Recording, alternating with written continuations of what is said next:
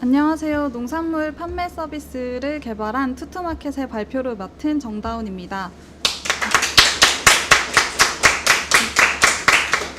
저희 팀은 사실 5명으로 시작하긴 했는데요.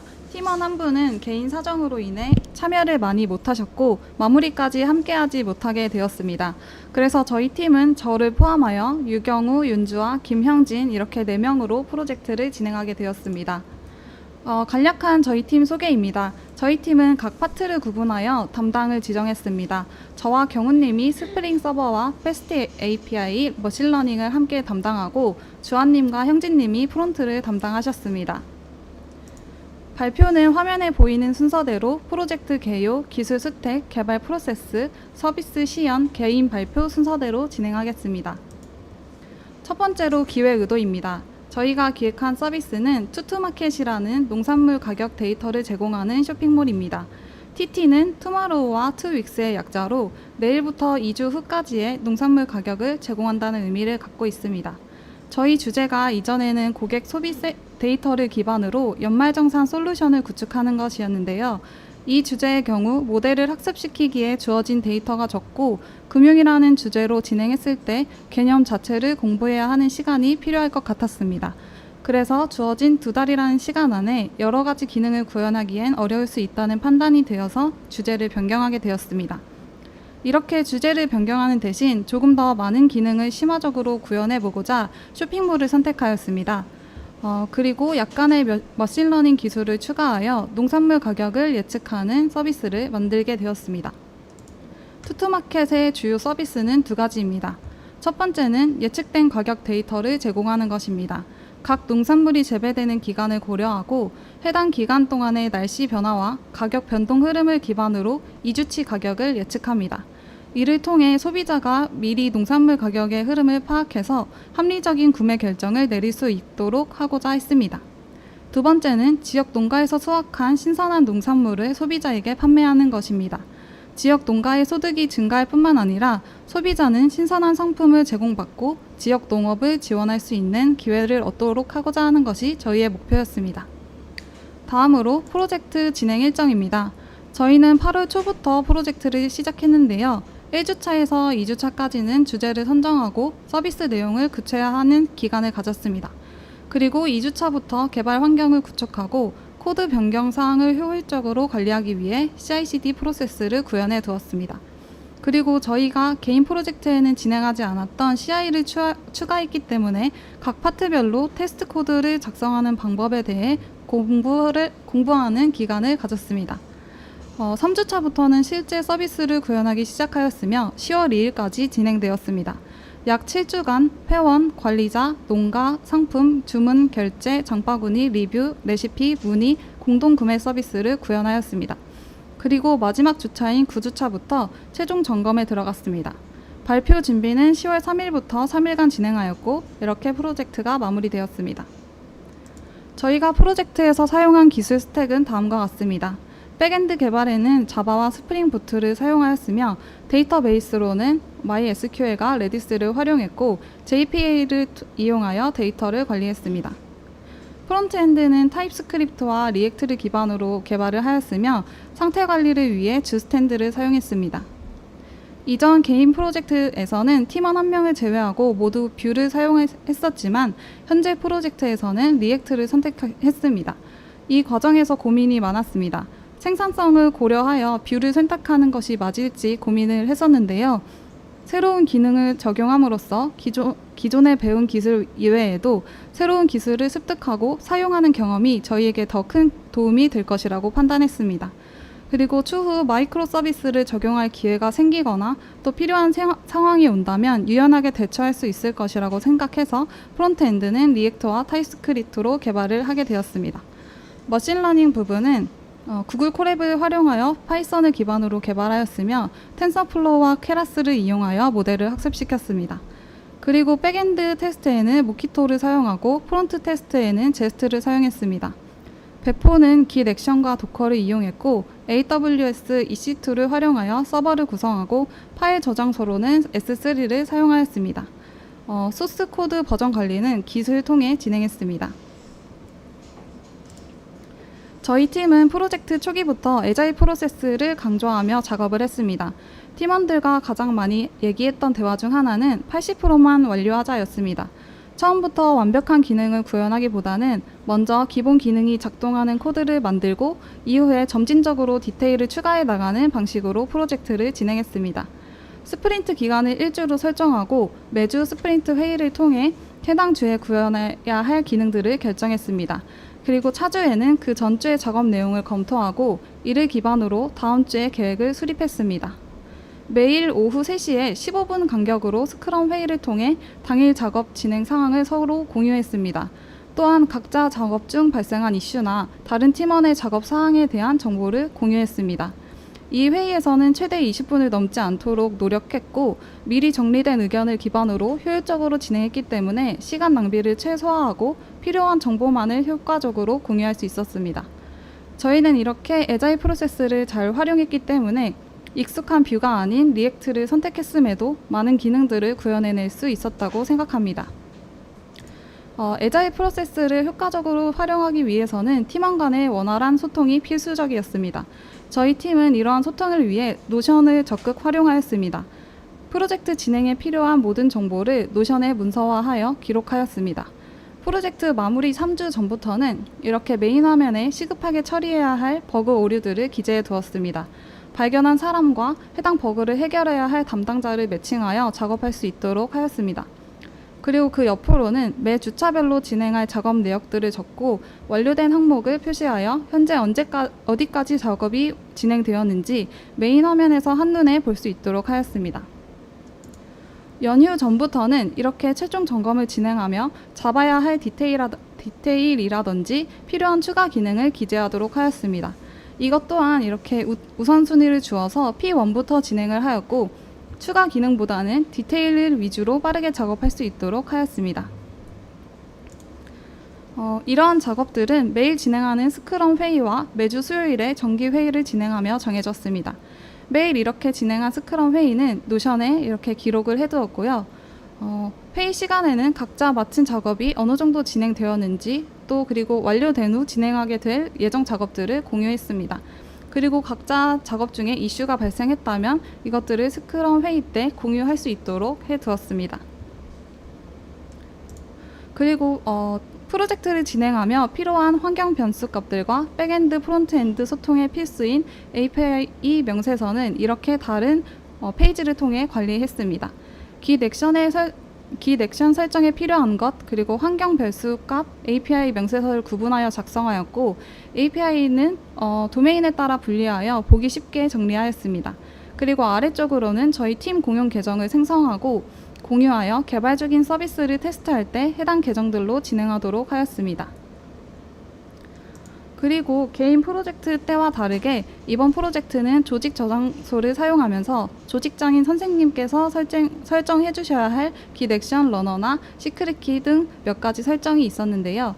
시크릿 키에 등록될 변수의 목록들과 각 어떤 환경에서 필요한 값들인지 기록을 하였고 업데이트 날짜와 체크박스를 사용하여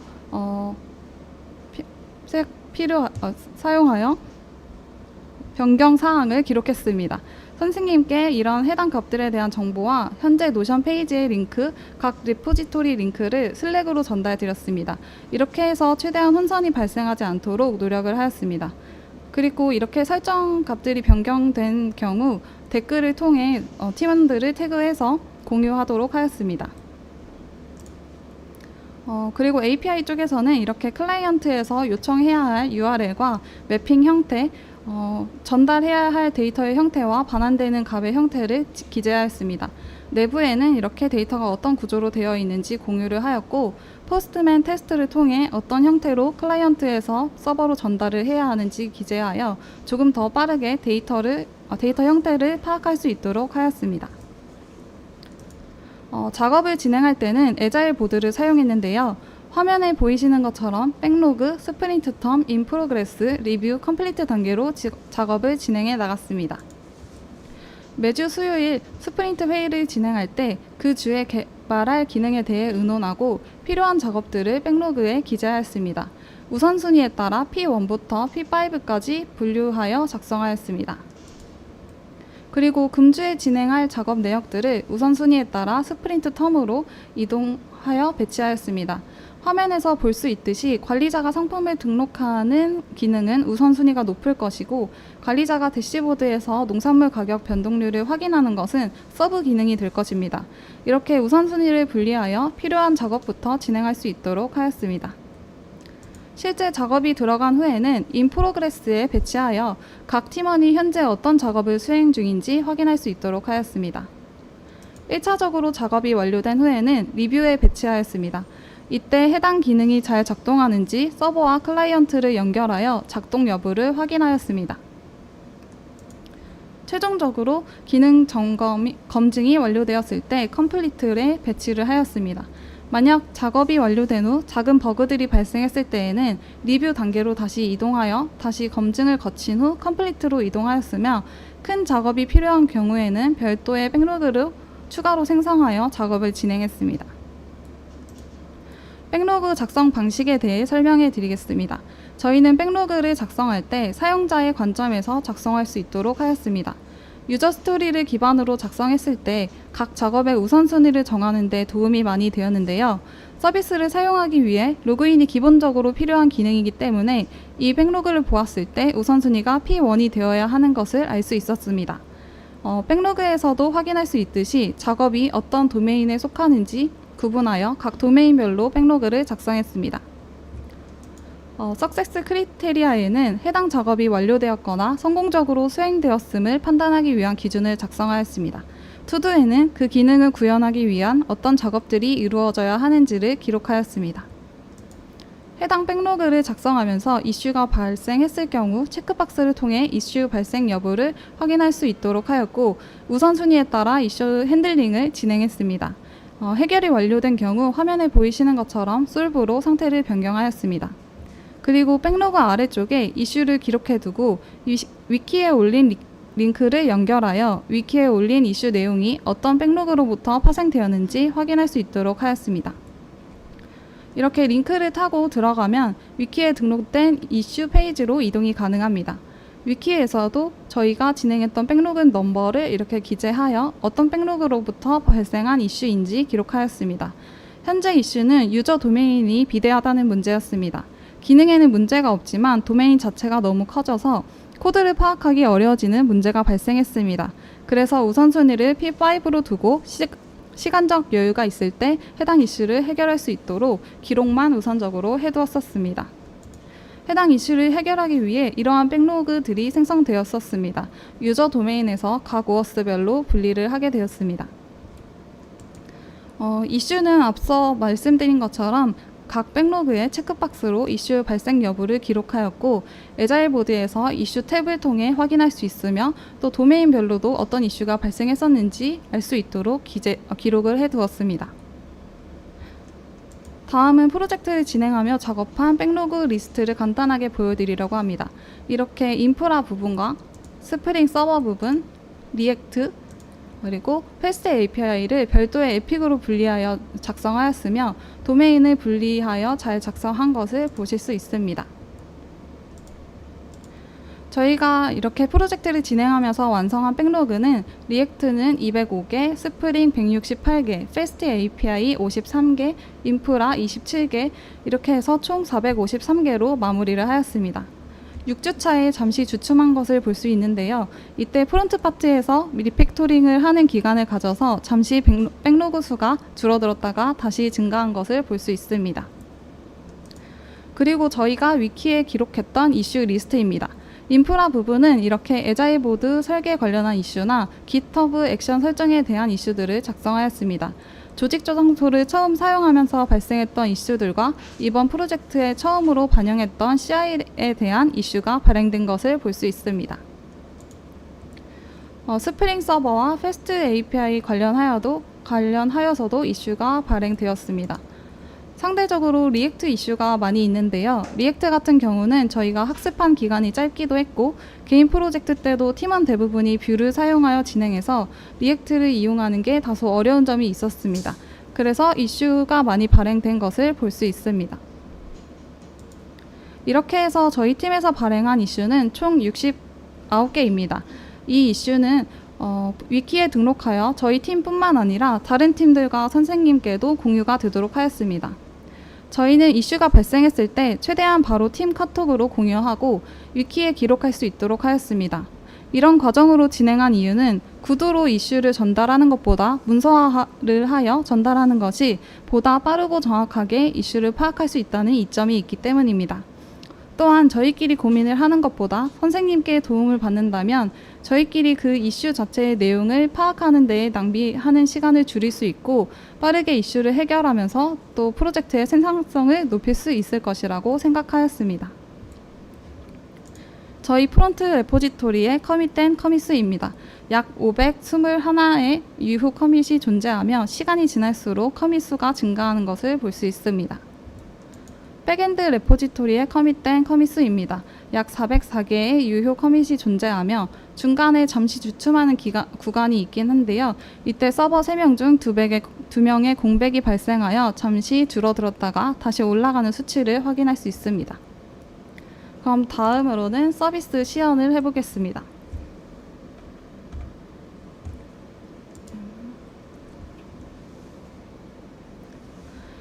서비스 시연 진행하겠습니다. 시연은 비회원 사용자, 회원 사용자, 관리자 사용자 순으로 진행하겠습니다. 먼저 비회원 사용자입니다. 메인 페이지 크로셀을 통해 이렇게 이벤트와 기획 전 정보를 확인할 수 있습니다. 그리고 하단에는 오늘의 상품을 확인할 수 있는데요. 4개의 상품을 랜덤으로 배치하고 있습니다. 그리고 그 하단에는 예측된 농산물 가격과 농산물 가격을 차트와 테이블 형태로 볼 수 있도록 해두었는데요. 이렇게 스위치를 통해 테이블 형태와 차트 형태로 볼 수 있도록 하였습니다. 저희는 이 가격을 제공하여서 소비자가 이를 통해 가격 변동 흐름을 파악해서 더 합리적인 소비를 할 수 있도록 돕고자 하였습니다. 하단에는 간단한 투투마켓 서비스에 대한 정보를 확인할 수 있는 푸터가 위치해 있습니다. 그리고 상단에 두 번째 헤더에 보면 카테고리가 있는데요. 카테고리를 눌러서 해당 카테고리에 해당하는 상품 목록을 확인할 수 있도록 하였습니다. 이렇게 유기농을 누르면 유기농 상품만 확인할 수 있고요. 그 다음에 친환경 상품만 확인할 수도 있습니다.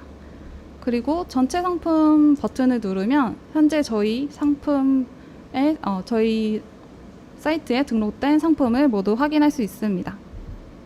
상단의 셀렉트 박스를 통해 또 유기농만 선택해서 볼 수 있고 친환경만 선택해서 볼 수 있습니다. 그리고 우측의 가격 정렬을 통해 가격을 높은 순으로 낮은 순으로 확인할 수 있습니다. 그리고 각 상품은 이렇게 카드 형태로 나타납니다. 상단에 농가 이름과 대표자명 그리고 농가 이미지를 볼 수 있고 아래에 상품 메인 이미지를 확인할 수 있습니다. 상품을 재배한 방식은 이렇게 태그 형태로 표현을 하였습니다. 그리고 상품명과 옵션가 중 최저가 그리고 리뷰 평점과 개수를 표현하였고 우측에는 리뷰 확인하기 버튼을 통해 리뷰 확인하기 페이지로 넘어갈 수 있도록 하였습니다. 이렇게 리뷰 확인하기 버튼을 누르면 해당 상품의 리뷰 확인 페이지 그 위치까지 이동하게 됩니다. 이렇게 누가 작성했는지 작성한 사람의 닉네임을 확인할 수 있고 평점을 확인할 수 있고 구매 일자와 이런 리뷰 내용들을 확인할 수 있습니다. 그리고 전체 상품 중에 이렇게 칩 형태로 퍼센트가 정해져 있는 것을 볼 수 있는데요. 이것은 오늘의 가격과 2주 후에 해당 농산물 가격을 비교해서 변동률을 계산해서 칩 형태로 나타내 두었습니다. 저희가 예측한 가격을 제공하는 농산물은 오이, 배추, 양파를 포함하여 총 8개의 품목만 제공하기 때문에 이 품목에 해당하는 상품들에 대해서만 변동률이 나타나는 것을 확인할 수 있습니다. 그리고 상단 헤더를 통해 신상품 목록을 볼 수 있는데요.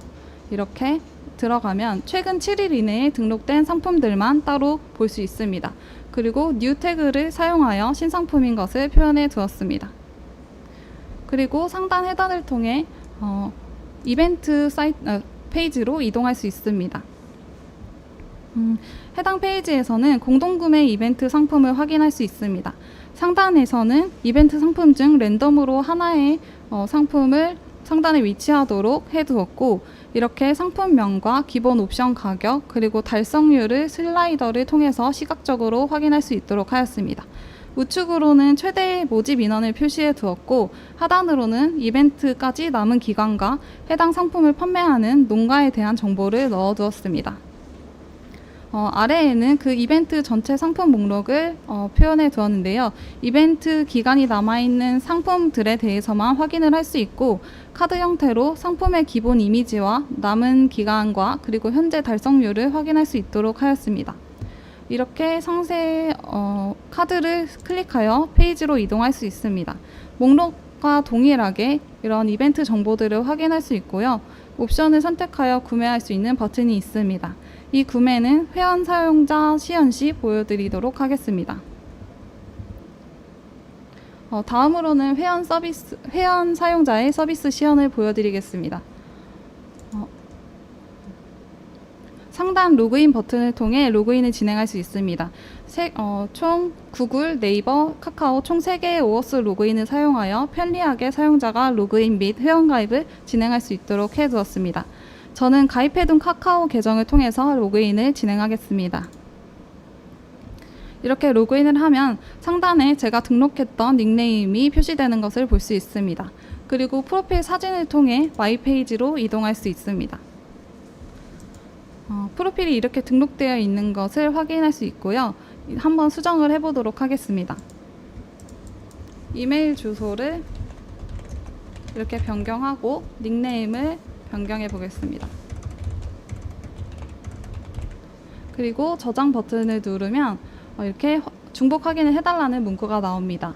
두 개 다 중복 확인을 해서 사용 가능한 이메일인지 그리고 사용 가능한 닉네임인지 확인을 합니다.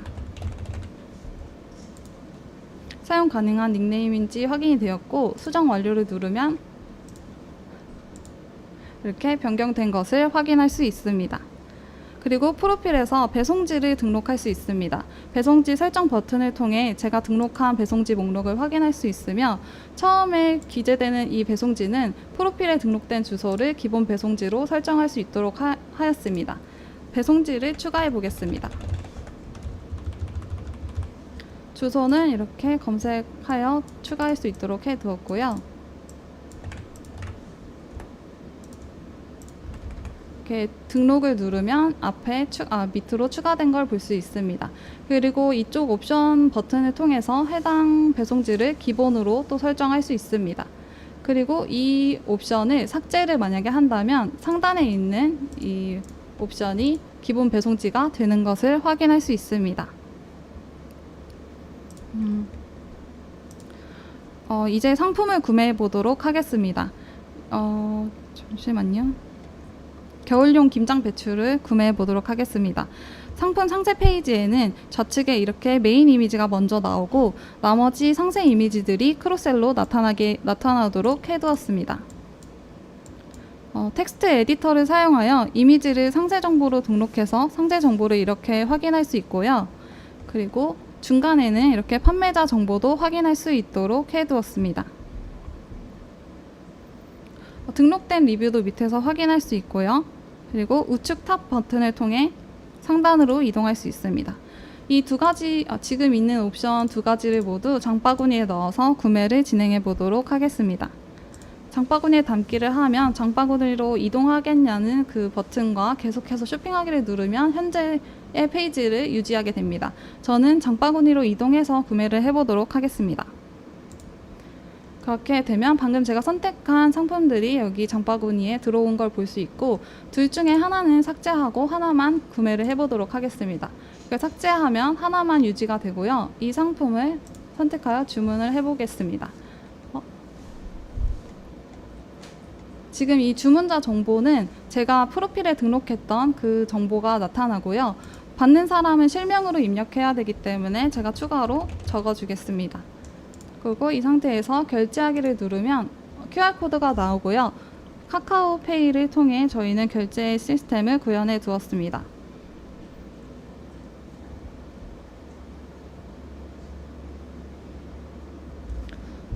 이렇게 사용자가 결제 완료를 하면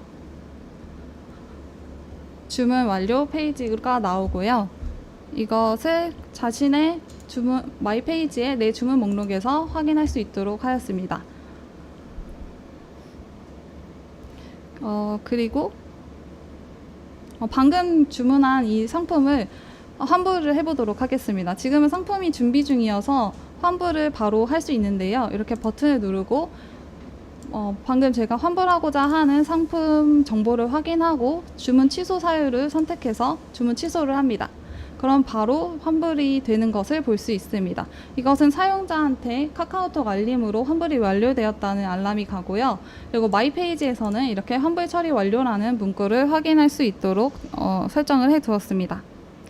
지금 그리고 이렇게 배송 완료된 주문건이 있습니다. 이 배송 완료된 건에 대해서는 리뷰를 작성할 수 있습니다. 이렇게 리뷰 작성하기 버튼을 통해 리뷰 작성 등록 페이지로 이동하여서 별을 줄 수 있고 내용도 입력할 수 있습니다. 그리고 리뷰 이미지도 추가할 수 있습니다. 아무거나 눌러서 추가해 보겠습니다.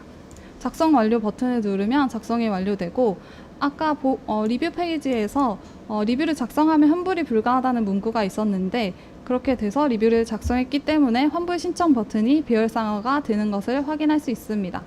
그리고 배송 완료가 된 상품에 대해서는 주문 취소 신청이 아니라 환불 신청으로 접수가 되게 되어 있습니다. 환불 신청을 누르고 동일하게 환불 사유를 선택해 줍니다. 그리고 환불 신청을 하면 이렇게 환불 신청 완료로 버튼이 바뀌는 것을 볼 수 있고요. 이것은 관리자가 이 주문건을 확인해서 환불을 승인할 수 있도록 구성을 해 두었습니다. 그리고 사용자는 이렇게 헤더를 통해서 레시피 목록으로도 이동할 수 있습니다. 이렇게 다양한 사용자들이 등록해 놓은 레시피를 볼 수 있고요. 이렇게 카드 형태로 해 두었으며 이렇게 레시피에 대한 간략한 설명과 레시피를 등록한 사람의 닉네임 그리고 소요 시간을 기재해 두었습니다. 이렇게 알리 올리를 선택해서 들어가면 이 레시피가 어떤 카테고리에 해당하는지 우측에서 표시를 해 두었고요. 그리고 레시피를 만드는데 얼마나 어려운지 이렇게 단계로 표시를 해 두었습니다. 주재료와 부재료, 양념 이런 식으로 구성을 해 두었고요. 만드는 방법도 이렇게 단계별로 사용자가 추가할 수 있도록 해 두었습니다. 그리고 댓글도 이렇게 달 수 있는데요. 다른 사람들이 작성한 댓글을 볼 수 있습니다. 저도 한번 댓글을 달아보겠습니다. 하고 댓글을 달면 아래에 들어가고요. 이것은 제가 작성한 댓글이기 때문에 수정 버튼과 삭제 버튼이 들어가는 것을 볼 수 있습니다. 한번 수정을 해보겠습니다. 수정하고 저장을 누르면 이렇게 반영이 되는 걸 볼 수 있고요. 또 삭제도 진행할 수 있습니다. 그러면 이렇게 삭제된 댓글에 대해서는 작성자가 삭제한 댓글입니다 라는 문구를 확인할 수 있습니다. 그리고 저는 다시 레시피를 등록해 보도록 하겠습니다. 이렇게 클릭하여 레시피의 메인 이미지를 넣을 수 있고요.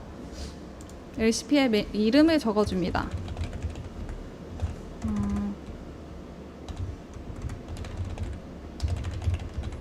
이렇게 간단한 설명을 넣어주고요. 예상 소요 시간을 적어줍니다. 난이도는 이렇게 라디오 버튼을 통해 선택할 수 있고요. 카테고리도 이렇게 선택할 수 있습니다. 한식을 선택하고 요리의 종류는 전을 선택하겠습니다.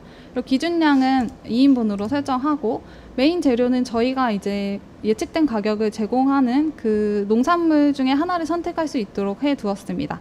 애호박 전이기 때문에 애호박을 선택하고 한 개 소거 필요하다고 적어 두겠습니다.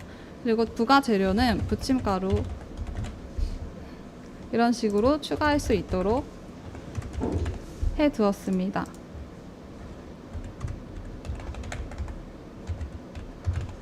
만드는 방법도 작성할 수 있습니다.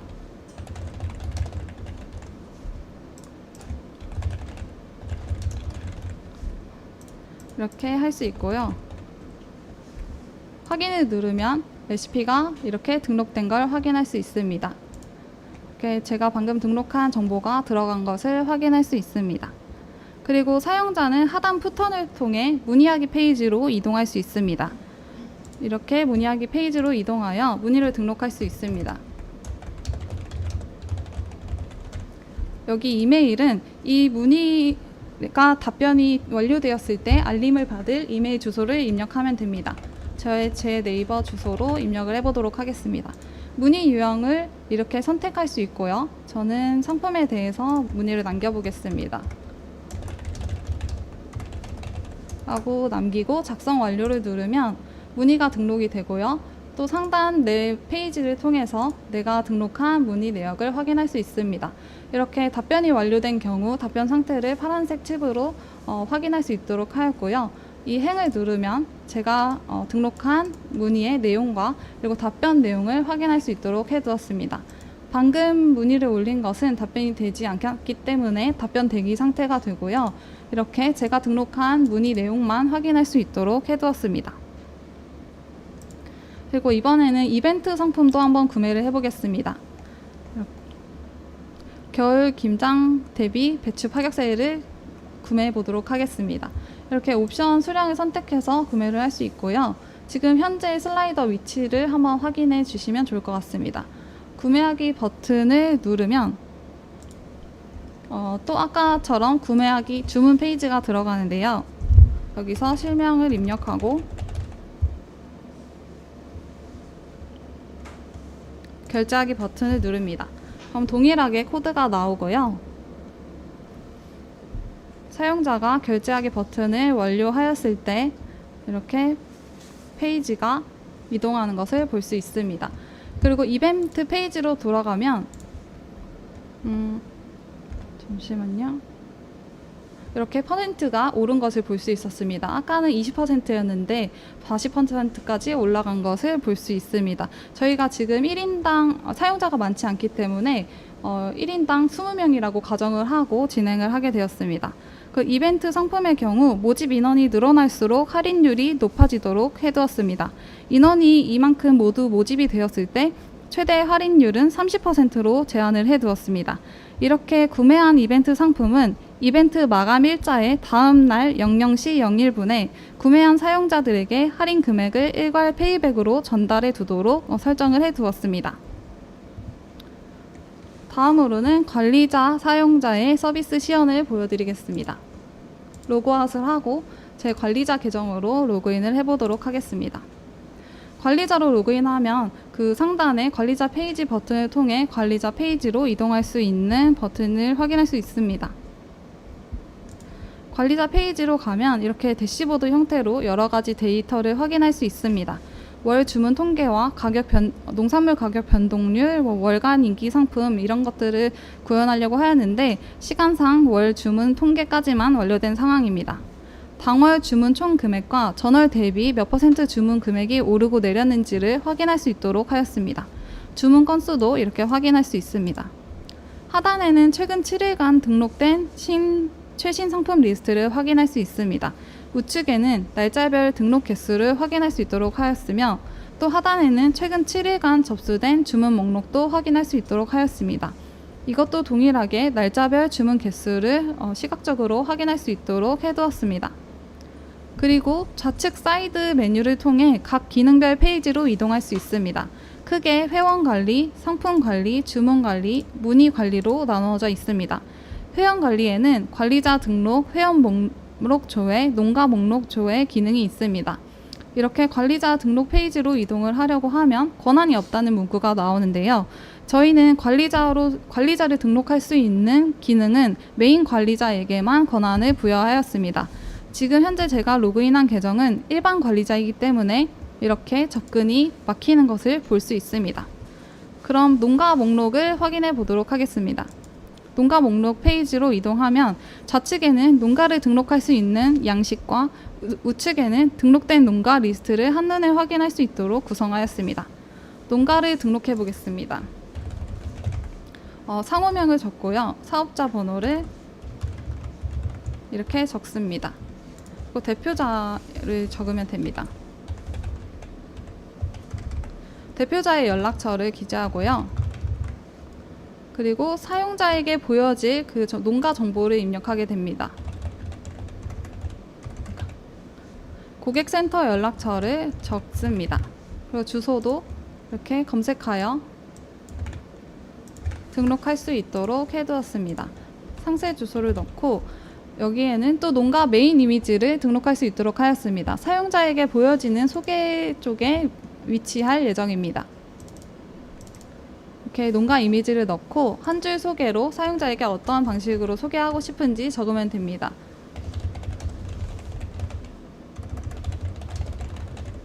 그리고 판매할 품목을 선택할 수 있습니다.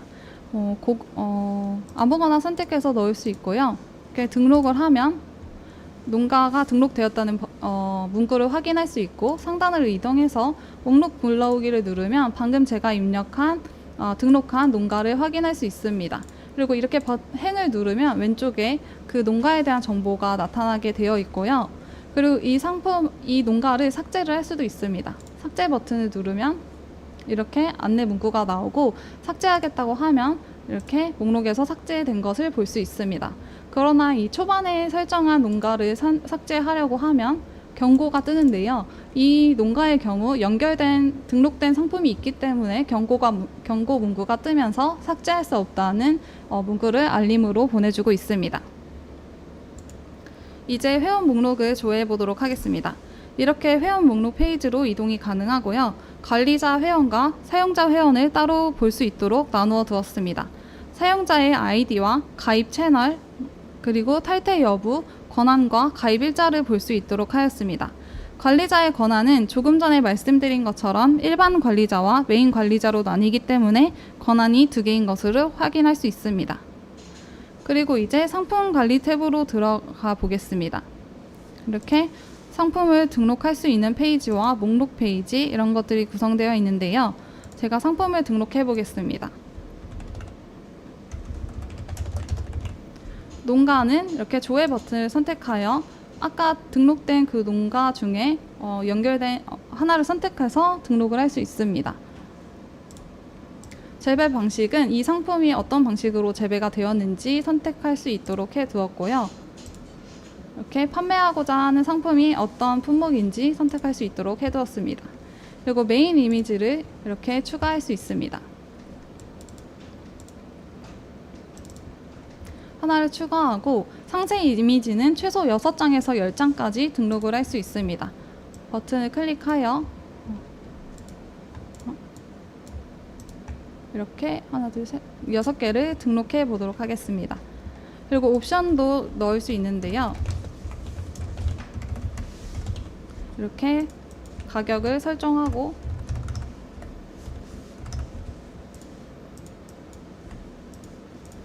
추가 버튼을 통해서 또 여러 개를 등록할 수 있습니다.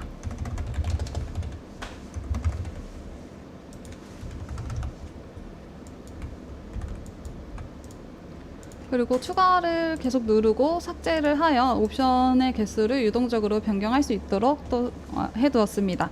그리고 이쪽에는 텍스트 필드를 사용하여 텍스트를 입력할 수 있도록 상품 상세 정보를 넣을 수 있도록 하였습니다. 그리고 이쪽에는 이미지도 등록을 할 수 있습니다. 이렇게 해서 작성 완료를 누르면 방금 제가 등록한 상품이 가장 상단에 위치하는 것을 볼 수 있습니다. 이쪽에서 제가 등록한 옵션을 선택해서 볼 수 있고, 또 행을 선택하면 간략한 정보를 확인할 수 있도록 해두었습니다. 그리고 수정하기 버튼을 통해 상품 수정도 가능합니다. 거의 모든 값을 수정할 수 있는데요. 한번 수정을 해보겠습니다. 농가 이름은 수정할 수 없고 상품명과 재배 방식, 판매 상태 이런 것도 수정을 할 수 있습니다. 메인 이미지는 놔두고 상세 이미지만 한번 수정해 보겠습니다. 3개를 삭제하고 또 추가하는 3가지 이미지를 넣어 보겠습니다. 이렇게 되면 6개가 다시 첨부된 걸 볼 수 있고요. 옵션도 이렇게 수정을 할 수 있습니다. 판매 중지로 처리를 해보겠습니다. 수정 완료 버튼을 누르면 다시 수정된 것을 확인할 수 있는데요. 이렇게 들어가서 보면 방금 제가 등록한 이미지가 추가된 걸 볼 수 있고 옵션명들이 바뀐 것을 확인할 수 있습니다. 그리고 이쪽에서 이벤트 상품 등록도 가능합니다. 이 이벤트 상품도 방금 등록했던 상품들과 비슷한데요. 똑같이 농가를 조회하고 재배 방식을 선택하고 판매 품목을 선택합니다. 이벤트 품목은 옵션이 하나만 들어갈 수 있기 때문에 이렇게 한 칸만 기재된 것을 볼 수 있습니다. 단위도 똑같이 설정을 하고요. 메인 이미지도 동일하게 추가를 해줍니다. 고구마로 등록을 하겠습니다. 상세 이미지도 6개 추가를 해보겠습니다. 그리고 이벤트는 시작 기한과 마감 기한이 있는데요. 이렇게 선택해서 이벤트의 시작 일자와 마감 일자를 클릭해서 넣을 수 있도록 해두었습니다. 그리고 최대 참여 인원수를 설정해서 넣을 수 있도록 해두었습니다. 상세 정보도 기재할 수 있습니다. 작성 완료 버튼을 누르면 또 이렇게 상단에 제가 등록한 이벤트 상품이 들어간 걸 확인할 수 있고요. 이벤트 상품은 읽기 버튼을 누르면 상품 사용자의 상세 페이지로 이동하도록 해두었습니다. 여기에서 수정 버튼을 누르면 수정 페이지로 이동할 수 있고요. 여기서 아까와 동일하게 상품을 수정할 수 있는데요. 이것은 거의 똑같기 때문에 시연은 하지 않겠습니다. 그리고 아래쪽에 이거를 수정하기를 누르려고 하면 이벤트가 이미 시작되어서 수정할 수 없습니다 라는 문구가 뜨게 됩니다. 저희는 이제 이벤트가 시작된 이후에는 이벤트 상품을 수정할 수 없도록 이렇게 설정을 해두었습니다. 다음으로는 주문 관리 페이지를 보여드리겠습니다. 이렇게 주문 목록 페이지에서 접수된 주문 목록을 확인할 수 있는데요. 최근 주문이 최신 상단으로 정렬되는 것을 볼 수 있습니다. 각각의 주문건의 배송 상태와 결제 상태를 확인할 수 있습니다. 행을 누르면 주문건의 결제, 그리고 주문 상세 정보, 배송지 정보 등을 확인할 수 있도록 하였습니다. 다시 돌아가서 배송 상태를 변경해 보도록 하겠습니다. 이 37번 주문을 배송 완료로 한번 변경해 보겠습니다. 날짜를 먼저 선택을 해야 하고요. 배송 완료를 누르면 이렇게 상태가 변경되어서 저장이 됩니다. 37번으로 배송 완료가 된 것을 확인할 수 있습니다. 그리고 이렇게 변경이 완료된 상태에서는 다시 이전 상태로는 되돌릴 수 없습니다. 그리고 주문 관리 밑으로는 환불 목록을 확인할 수 있는데요. 주문에서 이제 환불된 내역과 환불되거나 환불대기인 상태의 주문 내역만 확인할 수 있도록 하였습니다. 제가 조금 전에 사용자로 시연을 하면서 하나를 대기 처리를 했던 게 있는데요. 여기서 이렇게 확인을 할 수 있습니다. 이 주문건은 관리자가 환불 사유를 확인해서 환불 승인을 할 수 있도록 해두었습니다. 버튼을 클릭해서 주문 정보를 간략하게 확인할 수 있고요. 환불 버튼을 누르면 이렇게 환불이 성공적으로 처리되었다는 문구가 나오며 사용자에게 환불이 완료되었다는 카카오톡 알림이 가게 됩니다. 지금 상태에서 배송 상태가 이렇게 상품 준비 중이나 배송 완료로 나오는 부분이 있는데요. 이 부분은 이제 환불이 되었기 때문에 회수 완료 등의 상태로 표시해야 할 필요성이 있습니다. 다음으로는 문의 목록입니다. 여기에서는 사용자들이 등록한 문의 목록을 확인할 수 있도록 하였고, 답변 상태를 칩 형태로 확인할 수 있도록 해두었습니다. 지금 등록된 것 중에 10번 문의에 대해서 답변을 달아보도록 하겠습니다. 누르면 문의 내용을 확인할 수 있고요. 사용자가 올린 문의 내용을 확인할 수 있고, 아래쪽에 답변을 달 수 있도록 해두었습니다. 내용을 기재하고 답변 등록 버튼을 누릅니다. 그러면 지금 방금 제가 등록한 문의의 답변 상태가 변경된 걸 확인할 수 있습니다. 그리고 그 페이지로 들어가면 이렇게 제가 등록한 답변을 확인할 수 있으며 답변 등록 버튼이 비활성화가 되면서 작성 완료가 되었다는 것을 확인할 수 있습니다. 방금 등록한 이 10번 문의는 제 메일로 넣어두었는데요. 이렇게 메일에서 답변이 등록되었다는 알림을 확인할 수 있도록 해두었습니다. 아래 링크에서 로그인 후 확인하세요 라고 하면서 저희 링크를 넣어 두었는데요. 지금 로컬에서는 이 링크를 저희 투투마켓 메인 페이지로 들어가도록 설정을 해 두었는데, 지금 서버에서는 아직 환경 변수 값을 변경하지 않아서 일기 페이지 링크가 전달되는 것을 확인할 수 있습니다.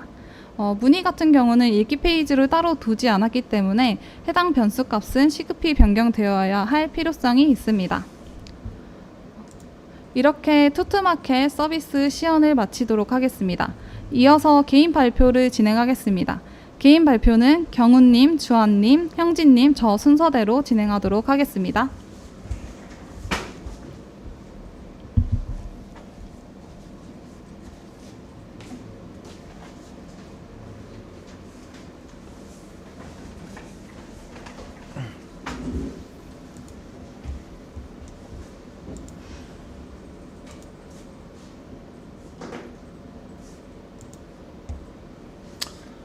안녕하세요. 투투마켓에서 스프링 머신러닝을 담당한 유경우라고 합니다.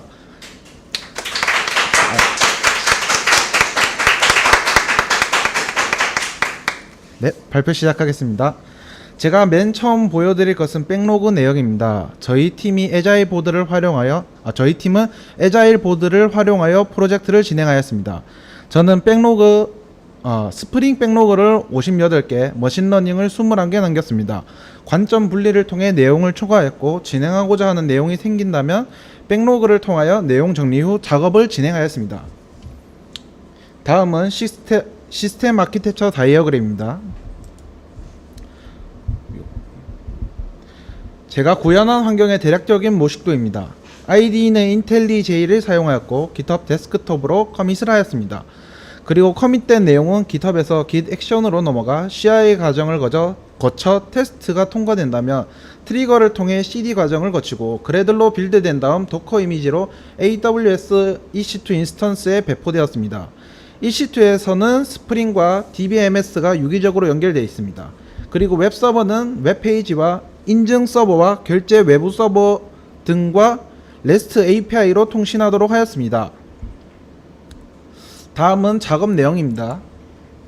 앞서 말씀드렸다시피 스프링과 머신러닝 위주의 작업을 진행하였는데, 스프링에서는 회원, 결제, 장바구니, 주문, 공동구매, 리뷰, 문의, 예외 처리 등의 작업을 진행하였고, 머신러닝에서는 데이터 선별과 모델 선정 및 학습을 진행하였습니다. 다음은 백로그와 커밋입니다. 백로그 및 커밋은 이런 식으로 작성을 하였습니다. 맨 위에 백로그 제목은 제목만으로 무슨 역할인지 보이게 하기 위해 노력하였고, 석세스 크리테리아는 로직의 스케일을 디테일하게 묘사하도록 노력하였습니다. 그리고 투두에는 스케치한 내용에 따라 필요한 것들을 배치하였고, 그리고 그 밑에는 리뷰할 내용이나 이슈할 내용들을 기록하였습니다. 오른쪽에 커밋을 보시면 백로그 내용을 그대로 구현하여 커밋한 것을 보실 수 있습니다. 그리고 그 밑에는 해당 백로그의 이슈를 이슈 게시판에 공유하고, 그 백링크를 백로그에 남김으로써 어떤 이슈가 있었는지 추적과 공유가 쉽게 되고자 하도록 하였습니다. 대략적인 공통사항 설명을 마치겠습니다. 다음은 스프링에서 소개하고자 하는 기능에 대한 설명드립니다. 먼저 외부 어스를 활용한 인증 과정입니다. 먼저 유저 클래스의 설명을 위한 다이어그램입니다. 유저 클래스는 단순히 어스를 위한 액세스 토큰과 리프레시 토큰 필드로 이루어져 있습니다. 유저의 프로필이나 다른 정보들은 오른쪽에서 보는 것처럼 연결 테이블로 연결되어 있습니다. 여기서 유저가 메인이 아니기 때문에 예시로 유저 프로필만 어떻게 연결되어 있는지 간단하게 나타내었습니다. 넘어가서 어스를 활용한 회원가입 및 로그인 시퀀스 다이어그램입니다. 유저가 어스로 인증을 요청하면 바로 어스 서버로 요청이 날아가게 됩니다. 서버에서 인증 URL을 안내해주고, 여기서 인증을 하면 인가 코드를 반환해줍니다. 반환한 인가 코드를 웹 서버로 전달해주며, 웹 서버는 이 인가 코드로 액세스 토큰을 발급 요청합니다. 발급 요청하고 받은 액세스 토큰을 반환받으면 인증 과정이 끝나게 됩니다. 그 이후에 회원 정보를 저장하기 위해 반환받은 액세스 토큰을 어스 서버로 보내면 유저 정보가 반환됩니다. 이때 유저 정보에는 이메일이나 닉네임, 전화번호 등과 어스 서버에서의 유저 고유 아이디도 반환됩니다. 이 데이터들을 받고 DB에 저장한 후 많이 쓰이는 액세스 토큰과 서버에서 생성한 랜덤한 유저 토큰을 레디스에 세트해주고 유저 토큰을 반환해주면 회원가입 및 로그인 과정이 끝나게 됩니다. 다음으로는 이 과정에서 소개하고 싶은 로직입니다. 이제 로그인이 됐다면 글을 쓰거나 상품을 구매할 것인데 그때마다 액세스 토큰으로 이 회원이 진짜 회원인지를 확인하게 됩니다. 그런데 이 액세스 토큰은 데이터의 유효 시간이 1시간으로 설정되어 있습니다. 그래서 서비스를 이용하다 보면 토큰이 만료되어 인증 서비스를 사용하지 못하게 되는 경우가 있습니다. 이럴 때를 대비하여 어스 과정에서 액세스 토큰을 재발급받을 수 있는 리프레시 토큰을 주는데 이 로직은 액세스 토큰이 만료되었을 때 리프레시 토큰을 활용해 액세스 토큰을 재발급받는 로직입니다. 맨 처음 트라이문을 보시면 액세스 토큰을 활용해 레스트 템플릿으로 정보를 요청하는 과정입니다.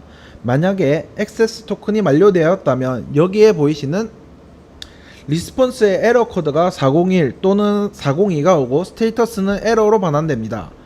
그 다음에 레스트 클라이언트 익셉션이 발생해 캐치에서 넘겨받게 됐고 캐치에서는 만료된 액세스로 DB에서 리프레시 토큰을 찾는 과정을 거칩니다. 다시 리프레시 토큰으로 액세스 토큰을 요청한 다음 재발급받은 액세스 토큰을 다시 뒤로 가서 기존 로직을 이어나가도록 하였습니다. 이렇게 하여서 액세스 토큰이 만료되었을 때 예외 사항에 대해 대비하였습니다. 이건 다음으로 넘어가서 이건 앞에서 설명한 내용의 백로그입니다. 백로그 제목에 로직의 대략적인 내용이 담겨 있고 석세스 크리테리아에선 디테일적인 부분을 묘사하고 있습니다. 그리고 커밋에는 그 백로그에 대한 내용만 담고 있습니다. 그 다음에는 카카오를 활용한 결제 로직에 대해 설명하고자 합니다. 먼저 페이먼트 클래스 다이어그램입니다. 페이먼트 결제는 오더드 프로덕트 주문된 상품과 함께 주문에 연결되어 있습니다. 안에 보면 AID, CID, TID 등과 같이 주로 외부 서버와 통신하기 위한 정보들이 담겨 있습니다. 다음은 카카오를 활용한 페이먼트 시퀀스 다이어그램입니다. 먼저 유저가 결제를 요청하며 웹페이지에서 서버로 결제 정보와 유저 토큰을 보내게 되고 서버에선 결제 정보와 유저 정보를 임시 저장한 후 외부 결제 서버로 결제 요청을 보내게 됩니다. 외부 결제 서버에서는 웹페이지로 결제 확인 요청을 여기선 QR코드를 보내게 되고 사용자가 결제를 한다면 확인용 PG 토큰을 반환해줍니다. 웹페이지는 이 PG 토큰과 유저 토큰을 서버로 보내게 되고 유저 토큰은 임시로 저장되어 있던 결제 정보와 PG 토큰을 결제 확정을 위해 외부 결제 서버로 보내게 됩니다. 결제가 확정되면 결제 정보를 저장하게 되고 웹페이지에서 성공했다는 신호를 보내게 되면 페이먼트의 전체적인 과정은 끝나게 됩니다. 그리고 이 과정에서 설명하고 싶은 로직에 대한 소개입니다. 아까 시퀀스 다이어그램을 설명하는 과정에서 결제 정보를 임시 저장하는 방법과 이유에 대해서 설명하고자 합니다. 다시 시퀀스 다이어그램으로 돌아가서 한눈에 봐도 아시다시피 결제 과정이 상당히 깁니다. 그래서 관심사의 분리가 필요하고 결제를 요청과 확정으로 분리하게 되었습니다. 그렇게 되면 요청하는 과정에서 필요한 결제 정보 한 번, 확인하는 과정에서 필요한 결제 정보 한 번, 이렇게 불필요한 데이터의 교환이 2번 일어나게 되는데 이 데이터를 줄이고자 처음 요청하는 과정에서 받은 이 결제 정보를 유저 정보와 같이 임시 저장하여 나중에 확인하는 과정에서 다시 불러와 쓸 수 있게 하였습니다.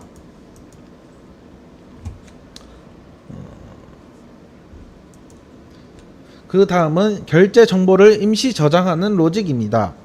처음엔 스트링 타입과 키 값의 스트링과 밸류의 오브젝트 타입으로 저장하기 위해 밸류의 역직렬화 하는 과정을 제네릭 잭슨 투 제이슨 레디스 시리얼라이저로 했지만, 이 시리얼라이저는 클래스 타입과 함께 패키지도 함께 저장하여 성능상의 이슈가 있었습니다. 기존의 유저 토큰을 그래서 기존의 유저 토큰을 저장할 때 쓰던 스트링 시리얼라이저를 그대로 사용하고, 결제 정보를 임시로 저장하는 로직은 오브젝트 매퍼를 통해 오브젝트를 스트링 타입으로 파싱하여 저장하도록 하였습니다. 그리고 15분간의 유효 기간을 설정하여 결제의 오류나 취소 같은 예외가 발생했을 때도 데이터가 알아서 삭제되게끔 하여 관심사의 분리와 예외 처리가 동시에 되도록 하였습니다. 다음은 이러한 결제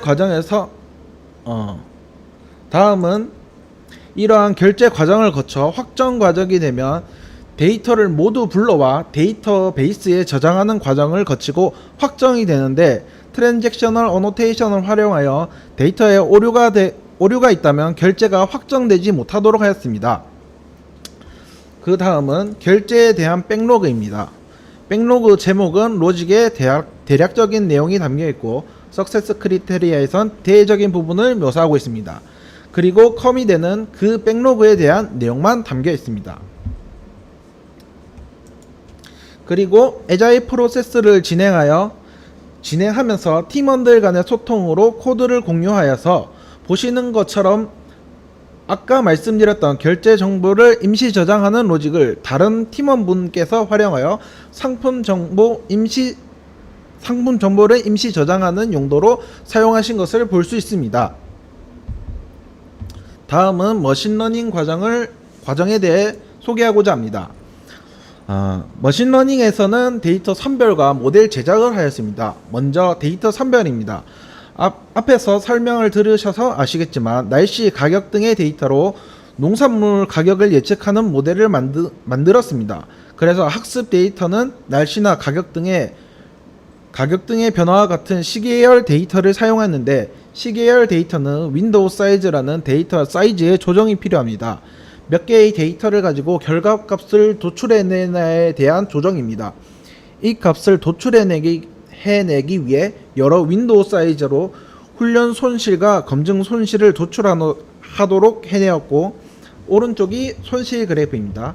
둘 다 동일한 양상으로 되어 있어서 윈도우 사이즈가 커질수록 손실이 커지는 것을 볼 수 있습니다. 손실을 적은 쪽으로 선택하면 되는데, 윈도우 사이즈가 1일 때 손실이 제일 적지만 훈련 손실과 검증 손실의 차이가 적은 것도 중요하기 때문에 윈도우 사이즈가 3일 때도 고려해 볼 만한 사항이었습니다. 그래서 이 둘의 비율을 계산하였고, 1과 3의 검증 손실 격차보다 1과 3의 훈련 검증 손실 비율 격차가 더 심했기 때문에 최종적으로 윈도우 사이즈를 3으로 설정하게 되었습니다. 다음은 그레인저 인과관계 검정입니다. 윈도우 사이즈 설정은 결과값을 위해 훈련 데이터를 몇 개 넣을지였다면, 그레인저 인과관계 검정은 어떤 데이터를 넣을지입니다. 온도나 일조량, 강수량 등의 데이터가 가격에 영향을 미치는지 파악하기 위한 로직입니다. 최종적으로 온도와 강수량이 선정되었습니다. 다음은 피어슨 상관관계 검정입니다. 앞선 그레인저 인과관계 검정으로 간추려진 데이터가 얼마나 가격에 영향을 미치는지 나타내기 위한 과정입니다. 수치가 절대값 1에 가까워질수록 상관성이 높은 데이터입니다. x, y가 같은 값들은 1로 되어 있는 게 보이실 겁니다. 이렇게 해서 연관 u를 구했고, 데이터를 어떻게 적용할지 고민하였습니다. 다음은 교차 상관 검정입니다. 이렇게 구해진 데이터들이 어느 정도의 타임 렉이 있는지, 어느 정도의 타임 렉이 결과값에 최대한 영향을 미치는지 계산하였습니다. 온도나 강수량이 가격에 영향을 제일 많이 주는 기간을 보기 위함이라고 보시면 됩니다. 오른쪽 그래프에서 최소값과 최대값이 나오는데, 최대 수치는 각각 절대값 1입니다. 위를 보시면 최소값은 빨간색 77이고 최대값은 파란색으로 186일인데 여기서 봐야 될 건 Y의 절대값이기 때문에 양배추의 평균온도 데이터의 타임렉은 77일입니다. 이런 1년의 과정을 거쳐서 데이터를 선별하였고 그 선별 과정으로 나온 데이터가 이 값들입니다. 상품 가격에 영향을 제일 많이 미치는 데이터들은 아무래도 온도와 강수량이었고 육종기관, 심지어 재배기간 이전의 날씨에도 영향을 받는 것으로 나타났습니다. 다음은 모델 선정 과정입니다. 위에서 데이터를 선정할 때 C계열 데이터를 선정하였고 영향을 끼치는 기간 등을 설정해야 됐기에 C계열 데이터에 장점이 있고 IO를 자유롭게 설정할 수 있는 RNN, 즉 순환 뉴럴 네트워크 모델을 써야겠다고 생각했습니다. 그리고 그런 RNN을 개선한 LSTM 모델을 사용하기로 결정하였습니다. LSTM 모델은 RNN 모델을 개선해 신경망끼리의 피드백으로 더욱더 정밀한 결과값을 도출할 수 있도록 하는 모델이라 최종적으로 LSTM 모델이 선정되었습니다. 그리고 LSTM에는 피드백의 역전파나 신경망끼리의 과접합 이슈가 있으므로 손실 비율이 일정 기간 유지되며 학습을 그만두는 얼리 스토핑으로 해당 이슈들을 방지하였습니다.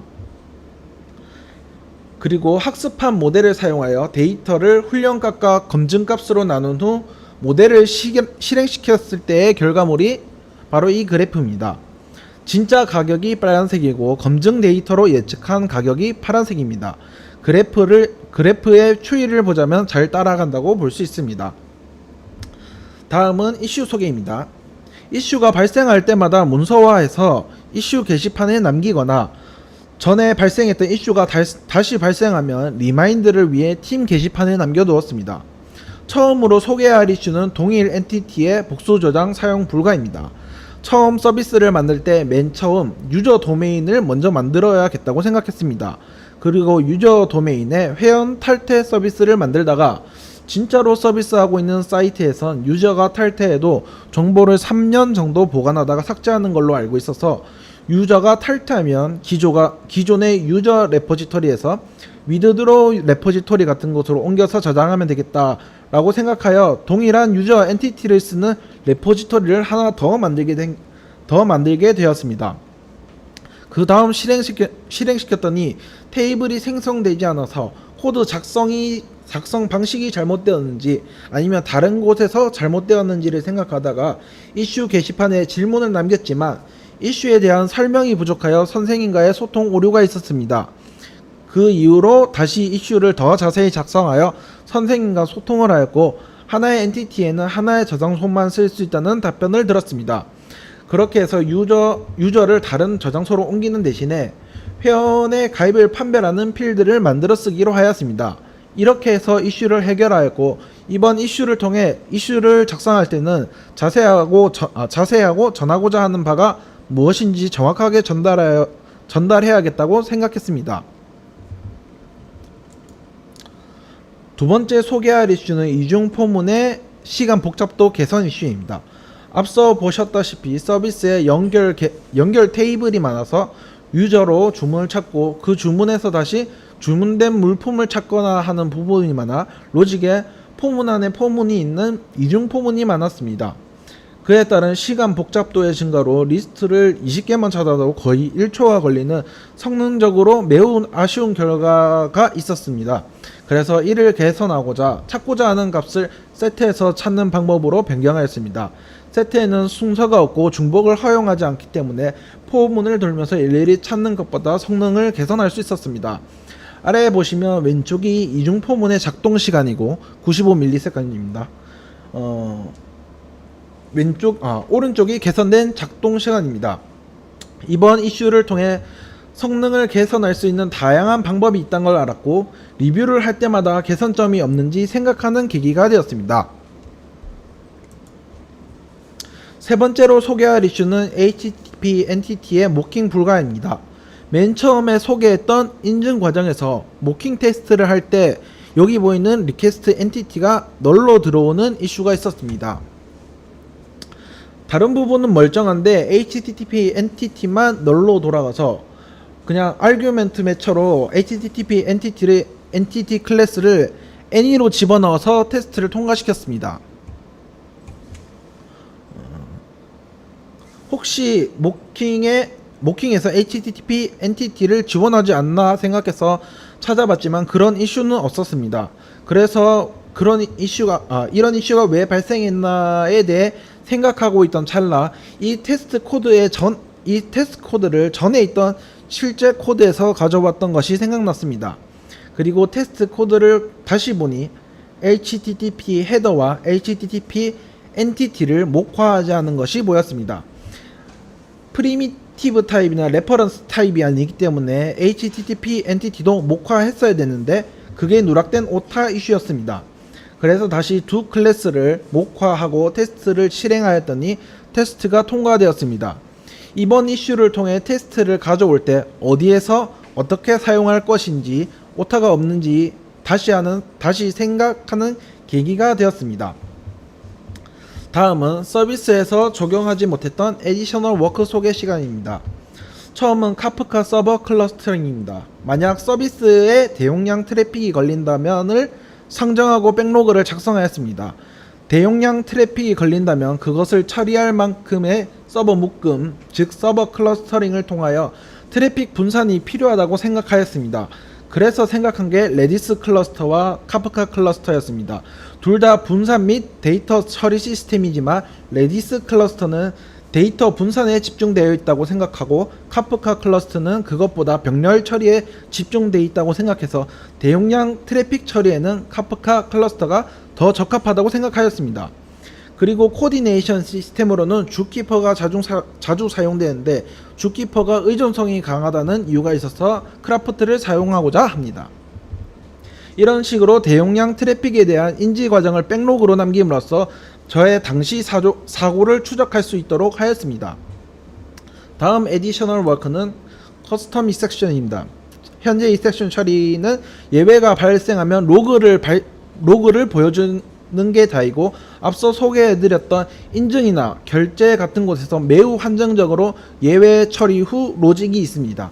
그래서 다른 곳에서 예외가 발생했을 시 그 도메인에 따른 커스텀 익셉션을 통한 예외 처리 후 로직이 있었으면 좋겠다고 생각하였습니다.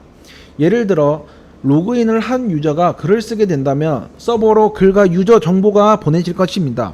그러나 이 유저가 잘못된 유저라면 이 잘못된 유저에 대한 예외 처리를 예를 들면 강제 로그아웃 후 로그인을 다시 진행한다던가의 과정이 필요할 것 같아 백로그를 남기게 되었습니다.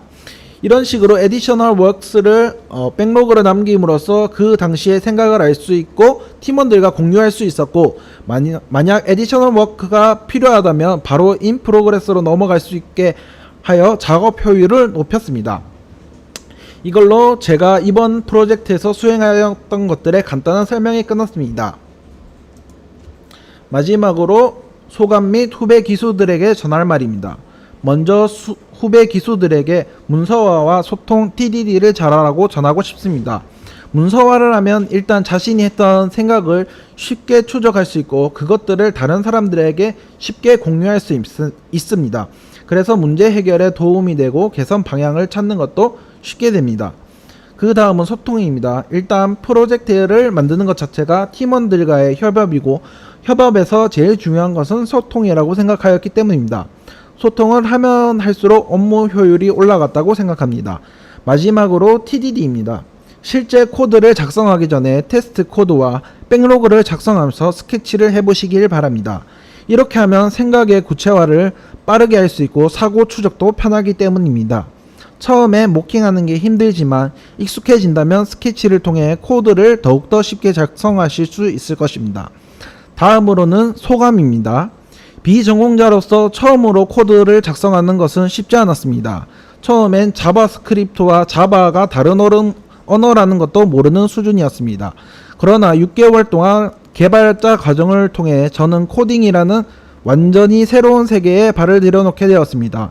과정으로부터 개발의 핵심 원리와 실질적인 스킬들을 배웠고 수많은 에러와 버그와 맞서며 고군분투했던 시간들이 문제를 해결하기 위해 독립적으로 생각하고 학습하는 방법을 가르쳐 주었습니다. 프로그래밍 언어와 프레임워크, 도구들이 변화하는 속도가 빠른 만큼 이런 학습하는 방법과 문제 해결 능력은 저에게 가장 중요한 자산이 되었습니다. 무엇보다도 비록 제 전공 분야는 다른 분야였지만 IT에서 이것들만 있으면 해낼 자신이 있다는 확신을 얻게 되어 기뻤습니다. 이제 비전공자라는 태그가 아닌 개발자라는 새로운 정체성으로 전진할 준비가 되었습니다. 이번 과정에서 배운 모든 것들이 앞으로의 제 커리어에 큰 자산이 될 것임을 확신합니다. 이 경험이 제 인생에서 중요한 터닝 포인트가 될 것임을 알기 때문입니다. 그리고 도와주신 선생님, 같이 학습했던 수강생분들, 그리고 프로젝트를 함께했던 팀원들에게 감사 인사를 전하고 싶습니다. 팀장님께는 2번 전하고 싶습니다. 이상으로 발표 마치겠습니다. 감사합니다.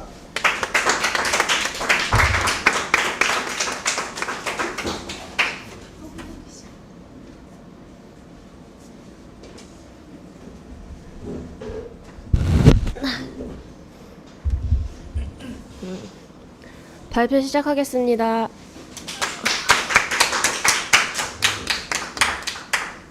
저는 4팀 팀 프로젝트의 프론트를 담당한 윤주아입니다. 개인 프로젝트 때 리액트를 사용하였으나 리액트를 배운 기간이 짧고 발만 담궈본 느낌이라 팀 프로젝트에서도 리액트를 사용하여 더 공부하고 싶었습니다. 마침 저와 같이 프론트를 담당한 팀원분께서도 리액트를 진행하는 것이 괜찮을 것 같다고 하셔서 수업에서 중점적으로 배웠던 뷰가 아니라 리액트로 팀 프로젝트를 진행하게 되었습니다. 제가 진행한 작업 내역입니다. 팀 프로젝트 초반에는 사용자 관점의 회원 페이지를 진행하였습니다. 하지만 프로젝트가 진행되면서 자연스럽게 관리자 페이지를 중점적으로 맡게 되어 관리자 관점의 상품과 농가 관련 페이지들을 만들게 되었습니다. 리뷰나 레시피 같은 경우 상대적으로 여유가 있어 빠른 진행을 위해 사용자 페이지에 서브로 들어가 등록 페이지들을 만들게 되었습니다. 저는 이제 백로그는 92개, 프론트 커밋은 119개를 하였습니다. 커밋과 백로그 매칭입니다. 저는 석세스 크리테리아에 세세하게 어떻게 할 것인지 나열하지 않고 간결하게 어떤 기능을 만들 것인지를 작성하였습니다. 그리고 그와 연결되는 투두에 어떤 작업들이 필요한지 작성하고 완성되면 체크박스를 선택하여 완료 여부를 체크했습니다. 회원 관련 페이지입니다. 관리자로 등록하려는 회원이 있으면 회원의 이름과 아이디를 입력하면 서버로 입력된 값을 전송해 관리자로 등록이 됩니다. 관리자로 등록된 회원은 재로그인했을 시 메인 화면에 관리자 페이지가 생성됩니다. 회원 목록입니다. 회원 목록은 가입한 회원과 탈퇴한 회원, 관리자 회원이 나오는데요. 크게 관리자 회원과 사용자 회원으로 분리하여 설정하였습니다.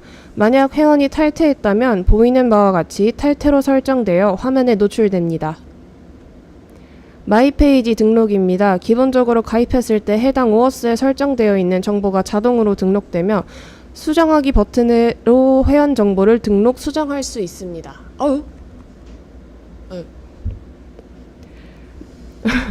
마이 페이지 수정으로 들어가시며 이메일, 닉네임, 휴대폰 번호, 주소를 설정할 수 있고 닉네임이나 이메일을 변경할 때에는 텍스트 입력에 반응하여 비활성화되어 있던 중복 확인 버튼을 활성화되어 중복 확인을 할 수 있습니다. 그리고 변경하였다가 다시 기존의 이메일이나 닉네임으로 다시 텍스트를 입력한다면 버튼이 다시 비활성화되게 만들었습니다. 또한 주소 API를 사용하여 주소를 불러와 간편하게 값을 입력할 수 있습니다. 배송지와 같은 경우 마이 페이지 수정하기 버튼 아래에 배송지를 설정할 수 있는 버튼이 있습니다. 이 버튼을 누르면 배송지를 등록하고 등록된 배송지 목록을 확인할 수 있습니다. 배송지를 등록하면 창을 다시 나갔다 들어와야 업데이트되는 약간의 불편함이 발생하여 배송지를 등록하면 자동으로 배송지 목록이 업데이트되게 만들었습니다. 그리고 배송지 목록의 체크박스를 선택하면 기본 배송지로 설정되며 하단에 기본 배송지가 변경되었다는 안내 문구가 나옵니다. 관리자 환불 페이지입니다. 사용자가 환불을 하게 되면 관리자 페이지에서 환불 목록으로 확인이 가능합니다. 환불 목록을 클릭하면 팝업 창으로 상품명과 옵션의 환불 정보가 뜨게 되며 환불 버튼을 누르면 서버에서 전송받은 데이터 중 웨이팅 리펀드를 찾아 배열로 다시 만들어 서버로 전송합니다. 관리자 농가 페이지는 기본적으로 한 페이지에 농가 등록과 목록이 같이 존재하며 농가 등록을 완료하면 목록에 목록 불러오기 버튼을 눌러 등록된 농가의 목록을 불러올 수 있습니다. 농가 목록을 클릭하게 되면 해당 농가의 정보가 등록창에 나타나고 등록 버튼이 수정 버튼으로 변경되어 수정 페이지가 됩니다. 그리고 농가의 삭제는 해당 농가와 연결된 상품을 판매 중이라면 농가를 삭제하지 못하게 유효성을 설정해 놓았습니다. 농가 페이지의 등록 수정 목록은 관리자 페이지에 대규모 리팩토링을 진행하면서 주스탄드를 중점적으로 사용하는 계기가 되었습니다. 컴포넌트를 분리하면서 메인 컴포넌트와 통신을 할 때 프롭스를 사용하는 것보다 훨씬 간편하고 사용하기 쉽고 상태 관리에 탁월하여 코드를 깔끔하게 짤 수 있다는 장점이 있었습니다. 관리자 주문 목록 페이지에서는 사용자가 주문한 상품들을 목록으로 화면에 나타나게 했습니다. 해당 목록을 클릭하면 관리자가 확인해야 하는 주문 상세 정보들이 나타납니다. 그리고 달력 라이브러리와 셀렉트 박스를 이용하여 날짜를 선택하고 상품 준비 중, 배송 중, 배송 완료를 선택할 수 있게 만들었습니다. 배송 상태에 추가적으로 배송 중을 선택하면 상품 준비 중을 선택할 수 없고, 만약 배송 완료를 누르고 배송 중이나 상품 준비 중을 다시 선택하려고 하면 이미 배송 완료된 상품입니다라는 안내 문구가 나오게 만들었습니다. 관리자 상품 등록 페이지입니다. 상품을 등록할 때 농가의 조회 버튼을 누르면 등록된 농가들의 목록이 나옵니다. 특정 농가를 검색해서도 찾을 수 있게 만들어 놨습니다. 그리고 등록에서 유효성이 가장 중요하다고 생각했습니다. 그래서 모든 필드를 채워야지만 작성 완료의 버튼이 동작하게 만들었습니다. 마이 페이지에서의 닉네임과 이메일의 중복 확인 버튼처럼 버튼 자체를 비활성화시키는 것보다 버튼이 동작되는 것이 등록 페이지에서 유효성이 통과했는지 아닌지 텍스트로 직관적으로 확인할 수 있어서 좋을 것 같다고 생각했습니다. 그래서 서버로 데이터를 전송하는 핸들 서밋 부분에 값이 들어왔는지 안 들어왔는지를 검사하고 작성 완료 버튼을 클릭했을 때 만약 필드가 비어져 있다면 화면에 필드를 채워달라는 메시지가 나오게 설정해놨습니다. 관리자 상품 목록 페이지 같은 경우 등록되어 있는 상품들이 나오고 옵션명을 셀렉트 박스로 만들어 옵션을 선택하면 그 옵션들의 정보가 나오도록 만들었습니다. 그리고 상품 목록을 클릭하면 팝업 창이 뜨고 판매하는 상품의 간략한 요약 정보가 나오도록 만들었습니다. 그리고 팝업창 내부에 선택한 상품을 삭제하는 버튼을 만들었는데요. 이 삭제 버튼을 누르면 옵션 판매 상태가 available인지 unavailable인지 찾고, 만약 unavailable이라면 해당 상품을 삭제할 수 있지만 available이라면 삭제가 불가능하게 만들었습니다. 그리고 상품 목록 하단에 보시면 삭제 버튼이 하나 존재하고 있습니다. 이 버튼은 체크박스를 사용하여 상품을 배열로 삭제할 수 있는 버튼입니다. 이 버튼 또한 삭제할 상품 목록 중 available인 상품이 있다면 상품을 삭제할 수 없게 만들어 두었습니다. 하지만 unavailable인 상품들만 선택해서 삭제한다면 간편하게 여러 상품을 삭제할 수 있습니다. 이번 프로젝트를 하면서 여러 이슈가 있었지만 가장 컸던 이슈를 소개해 보겠습니다. 상품 수정을 하면서 이미지를 수정할 때 클릭 이벤트가 먹히지 않아 파일 불러오기가 안 되는 문제가 발생했습니다. 문제는 로컬에서는 제대로 작동하지만 배포 환경에서는 작동하지 않는 문제였는데요. 이슈를 발행하고 선생님에게 피드백을 받아 1차적으로 컴포넌트를 토글 단위로 분리하는 리팩토링을 진행했습니다. 그래서 500줄이나 되었던 코드를 정리하고 보시는 바와 같이 260줄로 간략하게 보기 편하게 코드를 정리하였습니다. 그리고 문제의 원인을 찾는 작업을 시작했습니다. 보시면 동일한 124번 백로그가 여러 개 존재합니다. 배포 환경에서는 파일 불러오기가 안 되는 원인을 찾기 위해 PR한 것인데요. 여러 테스트를 해본 결과 컴포넌트 분리를 진행하면서 상태 관리를 해주는 주스탄드를 사용하여 메인 컴포넌트에 변경된 데이터를 전달하면서 입력값이 변경될 때마다 쿼리에 저장되어 있는 데이터를 계속 불러오는 게 문제였습니다. 그래서 옆에 보시면은 콘솔에 여러 데이터가 계속 찍혀 있는 걸 볼 수 있습니다. 그래서 결국 다시 리팩토링을 진행하여 유즈 쿼리를 제거하고 문제가 되었던 유즈 쿼리를 제거하고 주스탄드만을 사용하여 상태 관리를 하는 코드로 변경하였습니다. 그래서 문제를 해결하고 배포 환경에서 상세 이미지를 필드를 클릭했을 때 정상적으로 파일 불러오기가 되는 모습을 확인할 수 있었습니다. 끝으로 소감을 말씀드리자면 개인 프로젝트에 비해 팀 프로젝트를 진행하면서 리액트를 훨씬 더 활용하게 된 것 같습니다. 아직 부족한 부분도 많고 진행하지 못한 추가적인 기능들도 존재하지만 아쉬운 부분도 존재하지만 어떻게 하면 리액트를 더 잘 활용할 수 있는지 공부할 수 있는 좋은 기회였다고 생각합니다. 그리고 좋은 팀원들을 만나 프로젝트를 진행하는 2달 동안 트러블 없이 화기애애하게 프로젝트를 마무리하게 되었습니다. 저희 1회에 들어오시는 기수분들에게 조언을 해야 한다면 선생님이 진행하시는 수업을 잘 따라가시기만 한다면 된다는 말씀을 드리고 싶습니다. 이상입니다.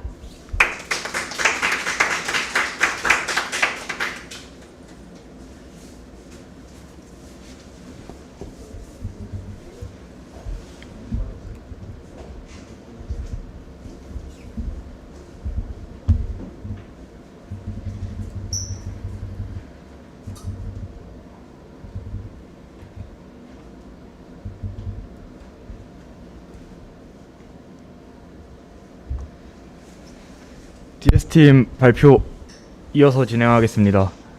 안녕하십니까. 이번 팀 프로젝트에서 프론트엔드를 담당한 김형진입니다.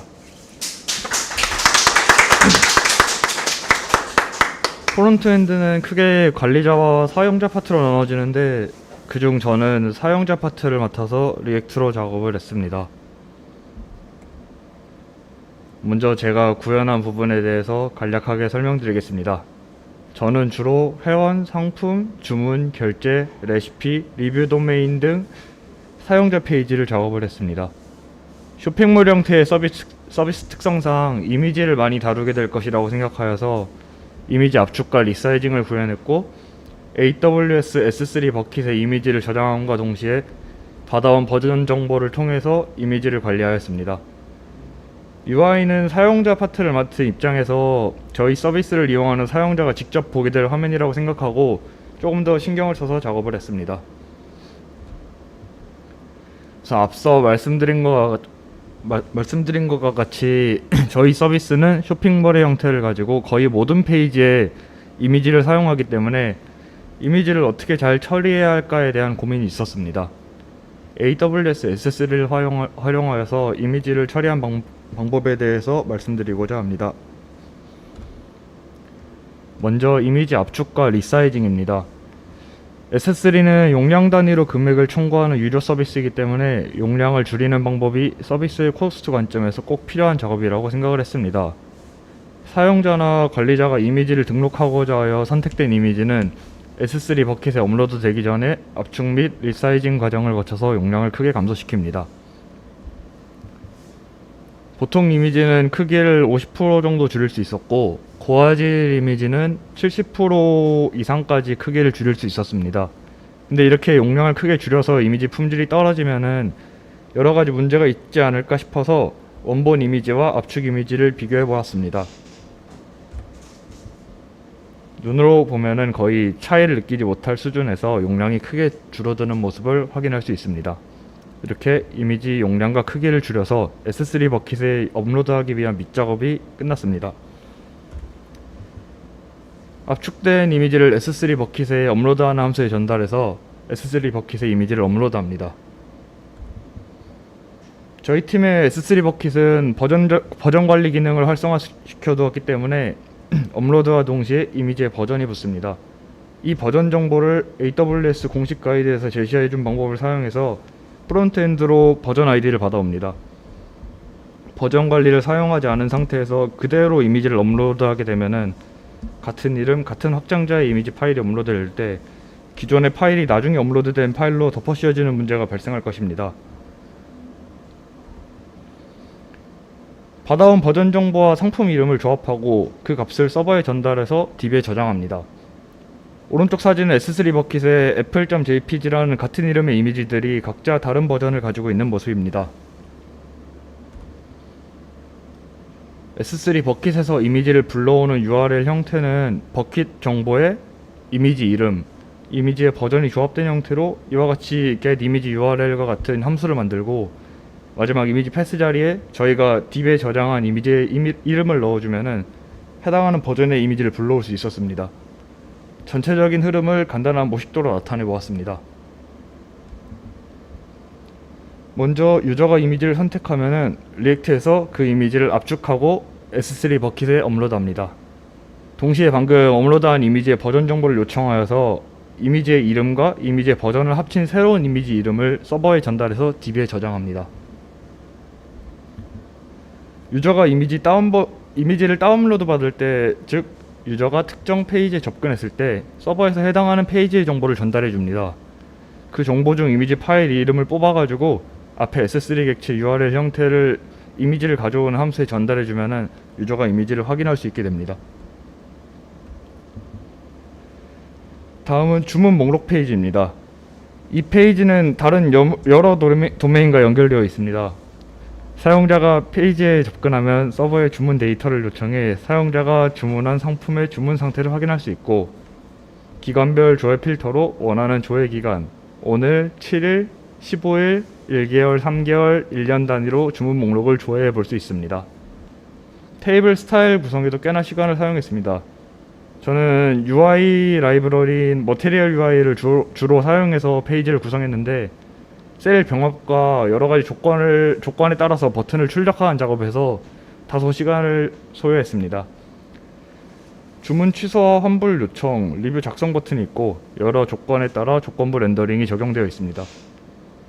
각 버튼을 눌러서 주문 환불과 리뷰 작성 페이지로 이동할 수 있으며, 유저 로케이션과 유저 내비게이션으로 각 페이지에서 필요로 하는 데이터를 전달해 줍니다. 한 페이지의 배송 단계에 따라 환불 처리를 모두 다르게 적용하기 위해서 간단한 모식도를 그려보았습니다. 사용자가 주문에 성공하면 상품은 배송 준비 중 상태가 됩니다. 이 상태는 아직 준비 중이고 상품이 출발하지 않았기 때문에 주문 취소 신청을 하는 즉시 주문이 취소 처리되어서 사용자가 결제한 금액을 환불해 줍니다. 상품이 배송을 시작해 배송 중 단계로 넘어가면 이 단계부터는 주문 취소 신청 버튼 대신 환불 신청 버튼을 확인할 수 있습니다. 환불 신청은 이 단계에 진입한 시점으로부터 7일까지 등록 가능합니다. 주문 취소와 다르게 환불 신청은 환불을 위해 관리자의 승인이 필요합니다. 관리자가 환불 신청 사유를 보고 사유가 합당하면 환불 요청을 승인하고, 환불 요청이 승인된 시점에서 사용자는 결제한 금액을 환불받을 수 있습니다. 만약 환불 신청 사유가 합당하지 못하다면 관리자는 환불 요청을 반려할 수도 있고, 더 이상 환불이 불가능한 환불 불가 상태로 변경됩니다. 배송 단계와 환불의 관계에서 앞에 설명한 것 같이 다이어그램을 그려서 생각을 정리하면서 작업했음에도 불구하고 버튼 하나에 많은 조건이 걸려 있어서 추후 수정이나 변경 작업에 어려움이 있을 것이라 생각합니다. 이 부분에 대해서는 개선되어야 할 사항으로 남겨져 있습니다. 리뷰는 배송 상태가 배송 완료 상태일 때부터 작성할 수 있습니다. 한 명의 사용자가 구매와 환불을 반복해서 리뷰를 악의적으로 조작하는 행위를 차단하기 위해서 리뷰를 작성한 경우에는 환불 신청이 불가능하도록 설정해 두었습니다. 또한 주문권의 모든 옵션이 환불된 경우에도 리뷰를 작성할 수 없습니다. 그 외의 상황에서는 사용자가 언제든지 구매한 상품에 대한 리뷰를 작성할 수 있도록 따로 리뷰 작성 기한을 설정하지는 않았습니다. 환불 신청이나 주문 취소 버튼을 누르면 나타나는 환불 신청 페이지입니다. 두 페이지는 상품명, 취소 옵션, 취소 사유를 보여주는 비슷한 형태를 가지고 있으며, 차이점이라면 주문 취소 페이지에서 이뤄진 주문 취소 건은 신청 즉시 환불이 이뤄지는 반면에, 환불 신청 페이지에서 이뤄진 환불 건은 관리자의 환불 신청 목록에서 관리자의 환불 승인을 기다리게 됩니다.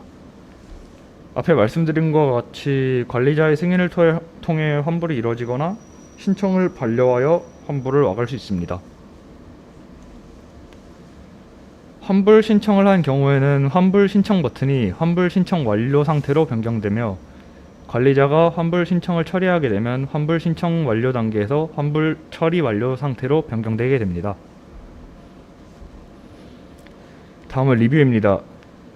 상품이 사용자에게 전달되어서 배송 상태가 배송 완료 단계로 변경되면은 이 시점부터는 사용자는 구매한 물품에 대해서 상품별로 옵션을 작성할 수 있게 됩니다.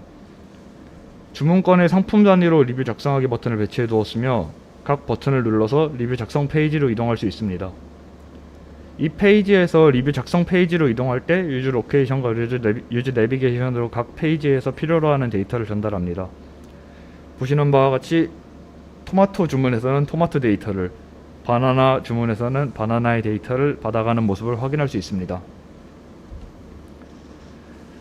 이렇게 주문 목록 페이지에서 데이터를 받아와서 리뷰를 작성할 수 있습니다. 리뷰 작성 페이지에서 사용자는 별점, 리뷰 내용, 리뷰 이미지를 등록할 수 있으며 아래에는 리뷰를 작성한 사람은 환불 신청할 수 없다는 알림 문구를 출력하고 있습니다. 작성 완료 버튼을 눌러서 작성한 내용을 저장하게 되면은 모든 사용자들이 상품 목록 페이지와 상품 상세 보기 페이지에서 해당 상품에 대한 리뷰를 확인할 수 있도록 작업했습니다. 아래는 리뷰를 작성한 상품의 환불을 막아놓은 모습입니다. 다음은 레시피와 댓글 기능입니다. 레시피 목록과 상세 보기 페이지는 단순한 게시판의 형태를 띠고 있지만 저희 서비스에서 사용자가 직접 글을 등록할 수 있는 페이지 중 하나입니다. 따라서 다른 페이지보다 UI를 구성하는 데 시간을 들여서 작업을 했습니다. 레시피 페이지에서 다른 사용자들이 작성한 레시피 목록을 확인할 수 있고 각 레시피를 클릭하여 레시피의 상세 정보를 확인할 수 있습니다. 페이지 상단에는 레시피 등록 버튼을 배치하여서 레시피를 등록할 수 있는 페이지로 이동할 수 있도록 하였습니다. 레시피 등록 페이지입니다. 작성 항목의 수가 적진 않지만 플레이스홀더의 작성 방법 예시와 백드롭 메뉴, 유효성 검사를 통해서 최대한 직관적으로 사용자로 하여금 글 작성에 어려움이 없도록 구성하였습니다. 사용자는 레시피 상세 보기 페이지에서 해당 레시피에 대한 다른 사용자의 댓글을 확인할 수 있습니다. 레시피 상세 보기 페이지 하단에서 댓글을 작성할 수도 있고 댓글 작성 날짜, 닉네임, 댓글 내용이 보여지게 됩니다. 또한 본인이 작성한 댓글은 수정 및 삭제할 수 있는 기능을 추가해 두었습니다. 다음은 회원 도메인의 로그인 메뉴 페이지입니다. 저희는 오아스 로그인만을 사용하기 때문에 각 서비스로 로그인할 수 있는 버튼을 만들어 두었습니다. 해당 버튼을 누르면 로그인 API를 호출하여서 서비스에 로그인할 수 있게 됩니다. 회원 탈퇴 페이지입니다. 마이 페이지 하단에 회원 탈퇴 버튼을 만들어 두었습니다. 회원 탈퇴 버튼을 누르면 회원 탈퇴 확인 페이지로 이동할 수 있고 이 페이지의 입력창에 회원 탈퇴를 똑같이 입력하면은 탈퇴 버튼이 활성화되어서 회원 탈퇴할 수 있게 됩니다. 다음은 상품 목록입니다. 우선 상품 목록 페이지는 상품의 재배 방식 필터와 상품 가격 필터로 사용자가 원하는 상품을 찾는 데 도움을 주고자 하였습니다.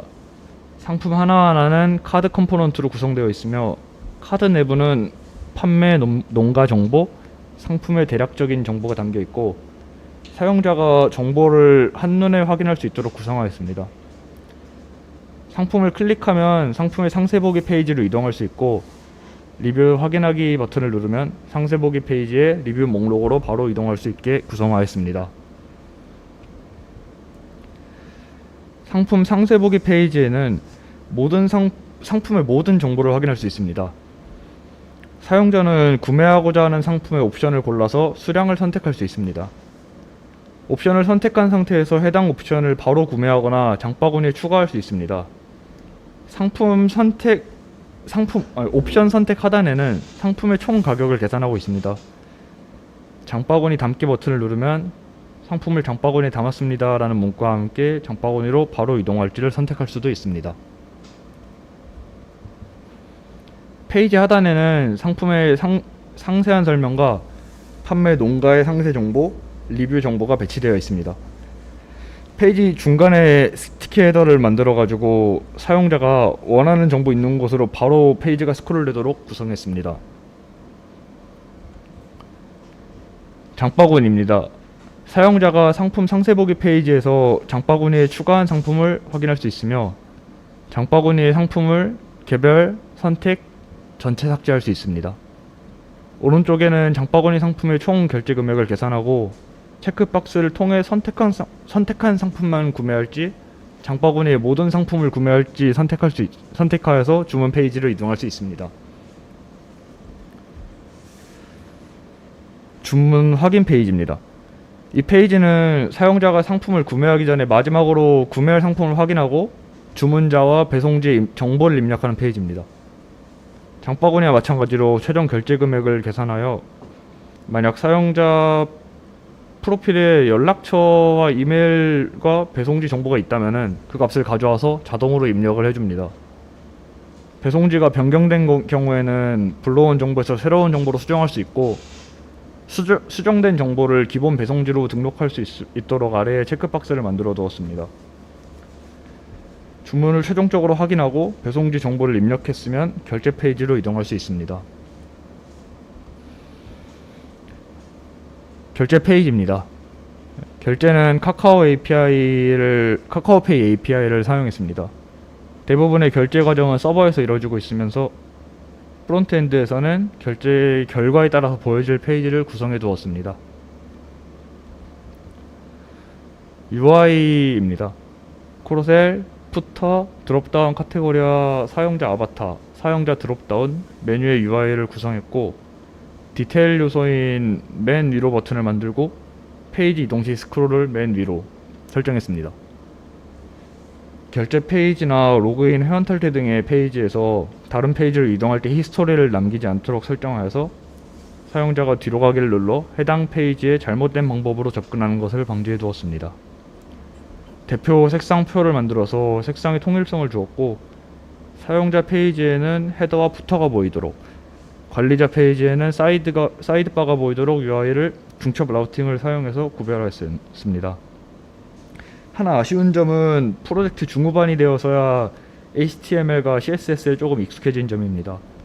현재는 크로셀이나 사용자의 드롭다운 메뉴가 라이브러리를 통해 구현되어 있지만 추후에는 라이브러리 없이 구현해보고 싶습니다. 다음으로 프로젝트 진행 중 발생했던 이슈에 대해 소개하겠습니다. 결제 기능을 완성하고 코드를 리뷰하던 도중에 결제 요청 API가 2번씩 호출되는 현상을 발견했습니다. 요청을 2번 하는 문제는 원래 있었지만 배포 환경에선 정상적으로 한 번씩만 잘 요청해가지고 우선순위를 뒤로 두고 있던 상태였습니다. 하지만 결제 코드를 검증하는 과정에서 이 문제 때문에 결제 이후의 기능을 검증하는 데 문제가 발생해서 이 현상에 대해서 알아보기로 했습니다. 문제의 원인은 18버전 이상의 리액트 프로젝트를 CRA로 구성하면은 인덱스 파일에 자동으로 붙어오는 리액트 스트릭트 모드 때문이었습니다. 스트릭트 모드가 마운트 상태를 2번 오가면서 유즈 이펙트를 2번 실행시키고 결제 승인 요청 API도 그럼 2번 실행하고 있었습니다. 이 문제를 해결하기 위해서 유즈 스테이트를 사용해서 페이먼트 리퀘스티드가 폴스일 때만 결제 승인 요청을 보내도록 코드를 수정해 보았습니다.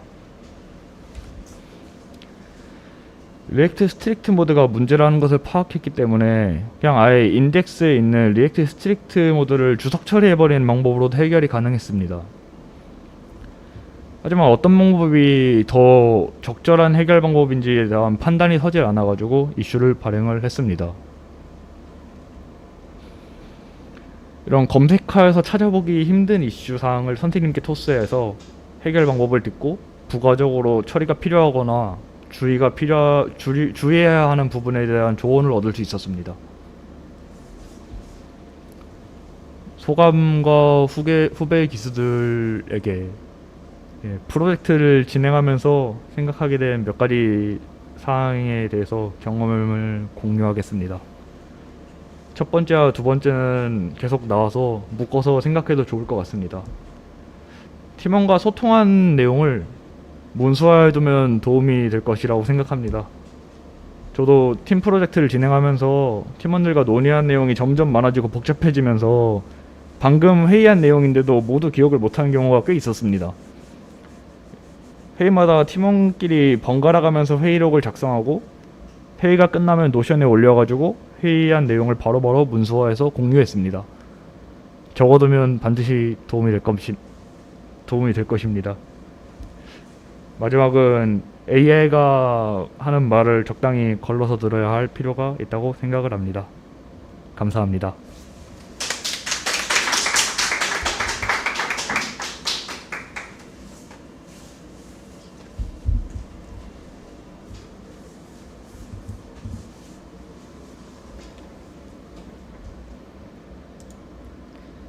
개인 발표 시작하겠습니다. 저는 초반에 파트를 서버 쪽 담당을 맡았는데요. 작업을 하다 보니까 인원이 부족할 때 각 파트로 투입을 하게 되어 최종적으로는 서버, 프론트, 패스트 API, 인프라 모두 진행하게 되었습니다. 진행한 백로그 수는 인프라 27개, 스프링 102개, 리액트 46개, 패스트 API 23개로 총 98개를 작성하였습니다. 작업 내역을 말씀드리겠습니다. 서버 작업으로는 크게 회원, 상품, 농가, 주문, 문의, 농산물 예측 가격, 레시피 작업을 진행했습니다. 프론트의 경우 초반부터 투입되기보다는 프론트 파트의 작업이 다소 늦어졌을 때 투입이 되어 진행하게 되었습니다. 그래서 보이시는 것과 같이 후반부에 작업한 문의나 이벤트, 관리자 대시보드 같은 부분이 차지하는 것을 볼 수 있습니다. 머신러닝 부분에서는 모델 추론을 통해 예측된 농산물 가격을 추출하는 작업을 했습니다. 모델을 인스턴스에 올려서 프로젝트를 진행하려고 하였으나 메모리 이슈가 발생하였습니다. 그래서 선생님께서 알려주신 소켓 통신을 사용하여 인스턴스 내부 패스트 API와 스프링, 로컬에 있는 소켓 클라이언트가 통신할 수 있도록 구성하는 작업을 진행했습니다. 인프라 부분에서는 스프링, 패스트 API 초기 설정을 담당하였고 초반부터 CI/CD 파이프라인을 구축하고 배포하는 작업도 진행하였습니다. 또한 파일 저장소로 사용할 S3 설정까지 진행하였습니다. 저는 이번 프로젝트를 진행하며 도메인 주도 설계를 중요하게 생각하며 작업을 진행했는데요. 화면에 보이시는 것처럼 프로젝트 초기에 구성된 유저 서비스는 한 클래스에 여러 가지 역할을 수행하고 있어서 코드 복잡성이 높고 코드의 가독성이 떨어지는 문제가 있었습니다. 특히 사용자 인증, 닉네임 중복 확인, 이메일 중복 확인, 프로필 정보 수정 등록 이런 것들이 모두 한 클래스에 들어가 있어서 코드를 파악하기 어렵다는 문제를 인지하게 되었습니다. 이전 코드에서는 이렇게 사용자가 카카오 로그인 요청했을 때 이 요청을 처리하기 위한 컨트롤러가 유저 컨트롤러에 위치해 있었습니다. 그리고 카카오 로그인을 처리하고 저희 서비스인 투투마켓에 로그인을 하는 서비스 메서드도 모두 유저 서비스 내부에 위치했었습니다. 리팩토링을 진행하여서 클라이언트에서 카카오 로그인 요청이 발생하면 해당 요청은 어센티케이션 컨트롤러로 요청이 들어오도록 변경하였고 어센티케이션 컨트롤러는 카카오 오어스 서비스로 카카오 로그인 요청을 전달하였습니다. 그리고 카카오 워스 서비스에서는 카카오 API를 호출하여 인가 코드를 얻고 그 코드로 액세스 토큰을 통해 사용자 정보를 받아올 수 있도록 하였고 그리고 이 정보를 토대로 저희 서비스에 로그인하는 그 메서드는 유저 서비스로 위치를 변경하였습니다.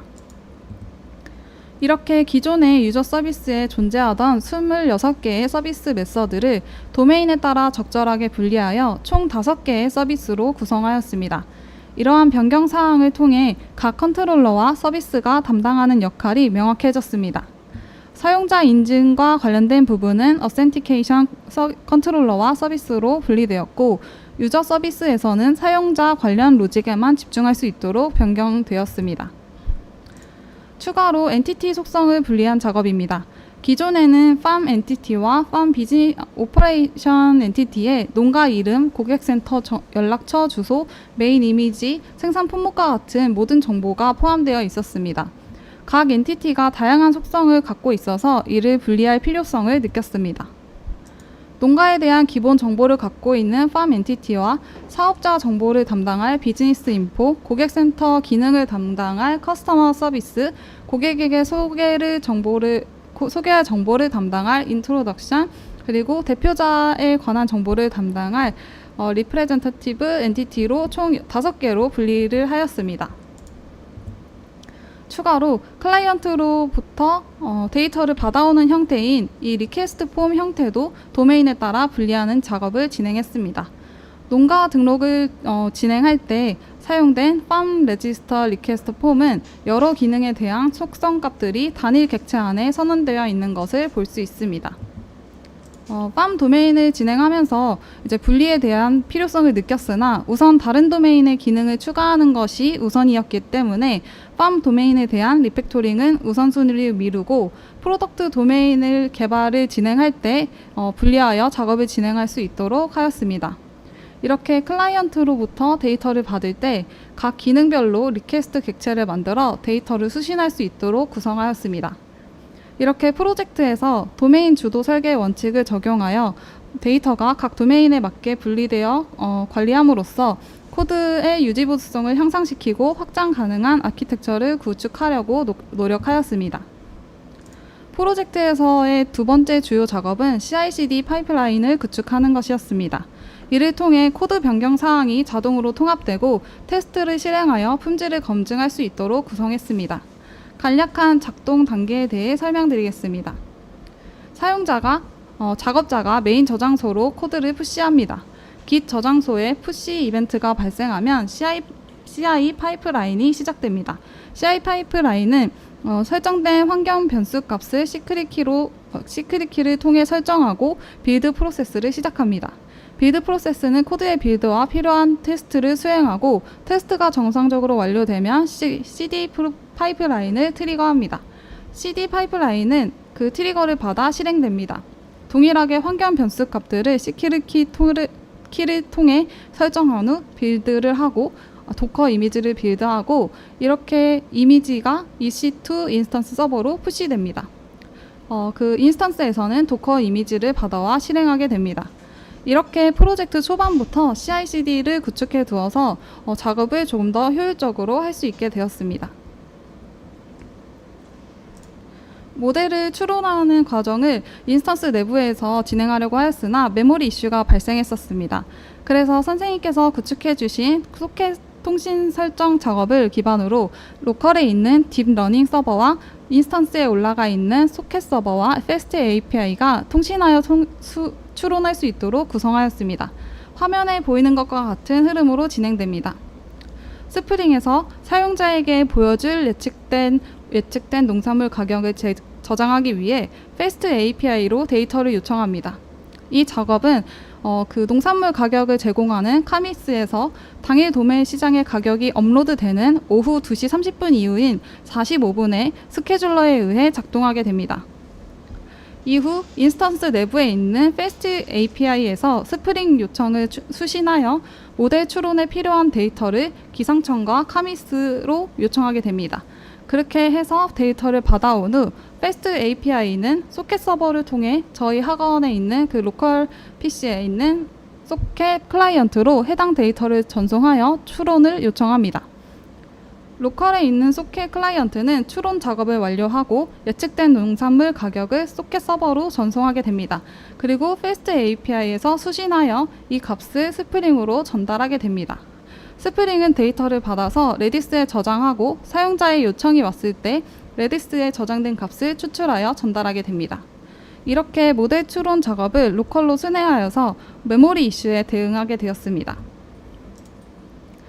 프론트 작업으로는 사용자 부분에서는 메인 페이지와 1:1 문의 등록, 가격 테이블 및 차트, 이벤트 상품 목록 상세 페이지와 문의 내역 페이지를 작업하였습니다. 관리자 부분에서는 관리자 메인 페이지의 대시보드와 1:1 문의 목록 페이지를 작업하였고 관리자 페이지의 CSS 스타일을 적용하는 작업을 하였습니다. 다음으로는 이슈 사항입니다. 첫 번째로 I/O 성능 저하 이슈가 발생했었습니다. 사용자 메인 페이지에서 농산물 가격을 테이블과 차트 형태로 제공하는 과정에서 나타났는데요. 메인 페이지에 있는 크로셀이나 상품 목록과는 달리 이 테이블과 차트의 렌더링이 현저하게 느렸습니다. 이러한 지연은 메인 페이지가 렌더링 될 때마다 서버로 데이터를 요청하고 서버에서는 MySQL DB에서 저장된 값을 추출하여 보내고 있었습니다. 이 부분이 원인이 되었습니다. 문제를 해결하기 위해 농산물 가격을 MySQL이 아닌 레디스에 저장하여 사용하도록 변경을 하였습니다. 그래서 앞서 1.71초가 걸리던 작업이 단축되어 18m초로 처리된 것을 확인할 수 있었습니다. 지금 추가로 작업해보고 싶은 것은 클라이언트 측에서도 이 값을 로컬 스토리지나 다른 저장소에 저장을 해서 매번 메인 페이지를 렌더링 할 때마다 서버로 요청을 하는 것이 아니라 데이터가 실제로 변경되는 그 2시 45분 그 시점에 API를 요청하는 방식으로 변경을 해보고 싶습니다. 마지막으로는 프로젝트 진행 중에 발생한 소통에 대한 이슈를 소개하겠습니다. 저희 팀은 백엔드 2명과 프론트엔드 2명으로 구성되어 있어 각 팀원이 풀스택이 아니라 백엔드와 프론트엔드를 각자 담당하고 있었습니다. 이로 인해 서로의 코드를 많이 들여다보지 못한다는 문제가 있었습니다. 프론트에서는 여러 라이브러리를 설치해야 하는데 이러한 내역이 백엔드 팀과 공유되지 않아 어떤 라이브러리를 설치해야 하는지 모르는 경우가 있었습니다. 그리고 백엔드에서는 엔티티 구조를 자주 변경하게 되는데요. 이렇게 테이블 구조를 정리하고 업데이트해야 하는 작업이 프론트엔드 담당자와 소통이 되지 않아서 문제를 맞이하게 되었었습니다. 이것 또한 큰 이슈라는 것을 인지하게 된 게 프로젝트 중후반이었는데요. 인지한 이후부터는 작업 내용을 PR할 때 협업 창구인 카카오톡으로 싱크포크 이후 이러한 테이블 정리가 필요하다 혹은 이러한 라이브러리 설치 작업이 필요하다는 것을 함께 공지하여 공유할 수 있도록 하였습니다. 이를 통해 팀원 간의 협력과 의사소통이 중요하다는 것을 다시 한번 깨달을 수 있었습니다. 마지막으로는 소감입니다. 먼저 저희 팀원들 2달 동안 고생 많았다고 말씀드리고 싶고 프로젝트 마지막에 긴 연휴가 있어서 많이 쉬고 싶었을 텐데 마지막까지 마무리 잘 해주셔서 감사하다고 말씀드리고 싶습니다. 프로젝트를 진행하면서 매일 그리고 매주 계획을 세워가고 장난식으로 팀원들에게 압박 아닌 압박을 조금 했었는데 잘 따라와 주셔서 감사하다고 말씀드리고 싶고요. 2달 동안 정말 쉬지 않고 하루에 4-5시간 자면서 열심히 작업을 했던 것 같은데요. 열심히 한 만큼 많은 기능들을 구현해 볼 수 있었던 것 같습니다. 그래도 아직 보완하고 싶은 부분이 많긴 합니다. 저희 팀원들도 끝나서 좋긴 하지만 아쉽다고 말씀을 하시더라고요. 이렇게 팀원 모두 하고자 하는 의지가 있고 부족함을 채워나가려 하는 팀원들을 만나게 되어서 프로젝트의 완성도가 더 높았던 것 같습니다. 그리고 후배 기수 분들께는 이렇게 3가지 키워드로 말씀드리고 싶습니다. 프로젝트를 진행하면서 협업이 굉장히 중요한데요. 팀 프로젝트는 협업이 결과물을 만든다고 해도 과언이 아닐 것 같습니다. 코드를 작성하는 능력이 조금 부족해도 자신감을 잃지 않고 팀에 기여할 수 있는 부분을 많이 고민하고 또 능력이 뛰어난 팀원은 코드 실력으로만 이끌어 나갈 수 있다는 자만을 하지 않고 팀과 협력하여 일할 수 있다면 더 정말 좋은 결과를 낼 수 있을 것이라고 생각합니다. 그리고 완벽한 것보다 먼저 기능적으로 동작하게 하는 것이 중요하다는 것을 생각하고 작업을 하면 좋을 것 같습니다. 제가 작업을 하면서 느낀 건 정말 한 번에 완성할 수 있는 기능은 없구나, 개선을 계속해 나가면서 더 좋은 기능을 만들어 나갈 수 있구나 라는 것을 느꼈습니다. 후배 기수분들도 이러한 방식으로 접근해서 더 좋은 결과물을 내셨으면 좋겠습니다. 그리고 8개월 동안 선생님께 기술적인 부분도 많이 배웠지만 협업하는 방법에 대해서도 많이 배웠습니다. 이렇게 선생님께 배운 것은 저에게 정말 큰 기회고 행운이었다고 생각합니다. 저는 개인적으로 선생님께서 진행하시는 교육 방식이 너무나도 잘 맞아서 8개월 동안 정말 많이 성장한 것 같습니다. 저희 팀뿐만 아니라 다른 팀원분들도 고생 많이 하셨고 저희가 배운 것들을 토대로 잘 준비하셔서 좋은 곳에 취직하셨으면 좋겠습니다. 다들 고생 많으셨습니다. 감사합니다.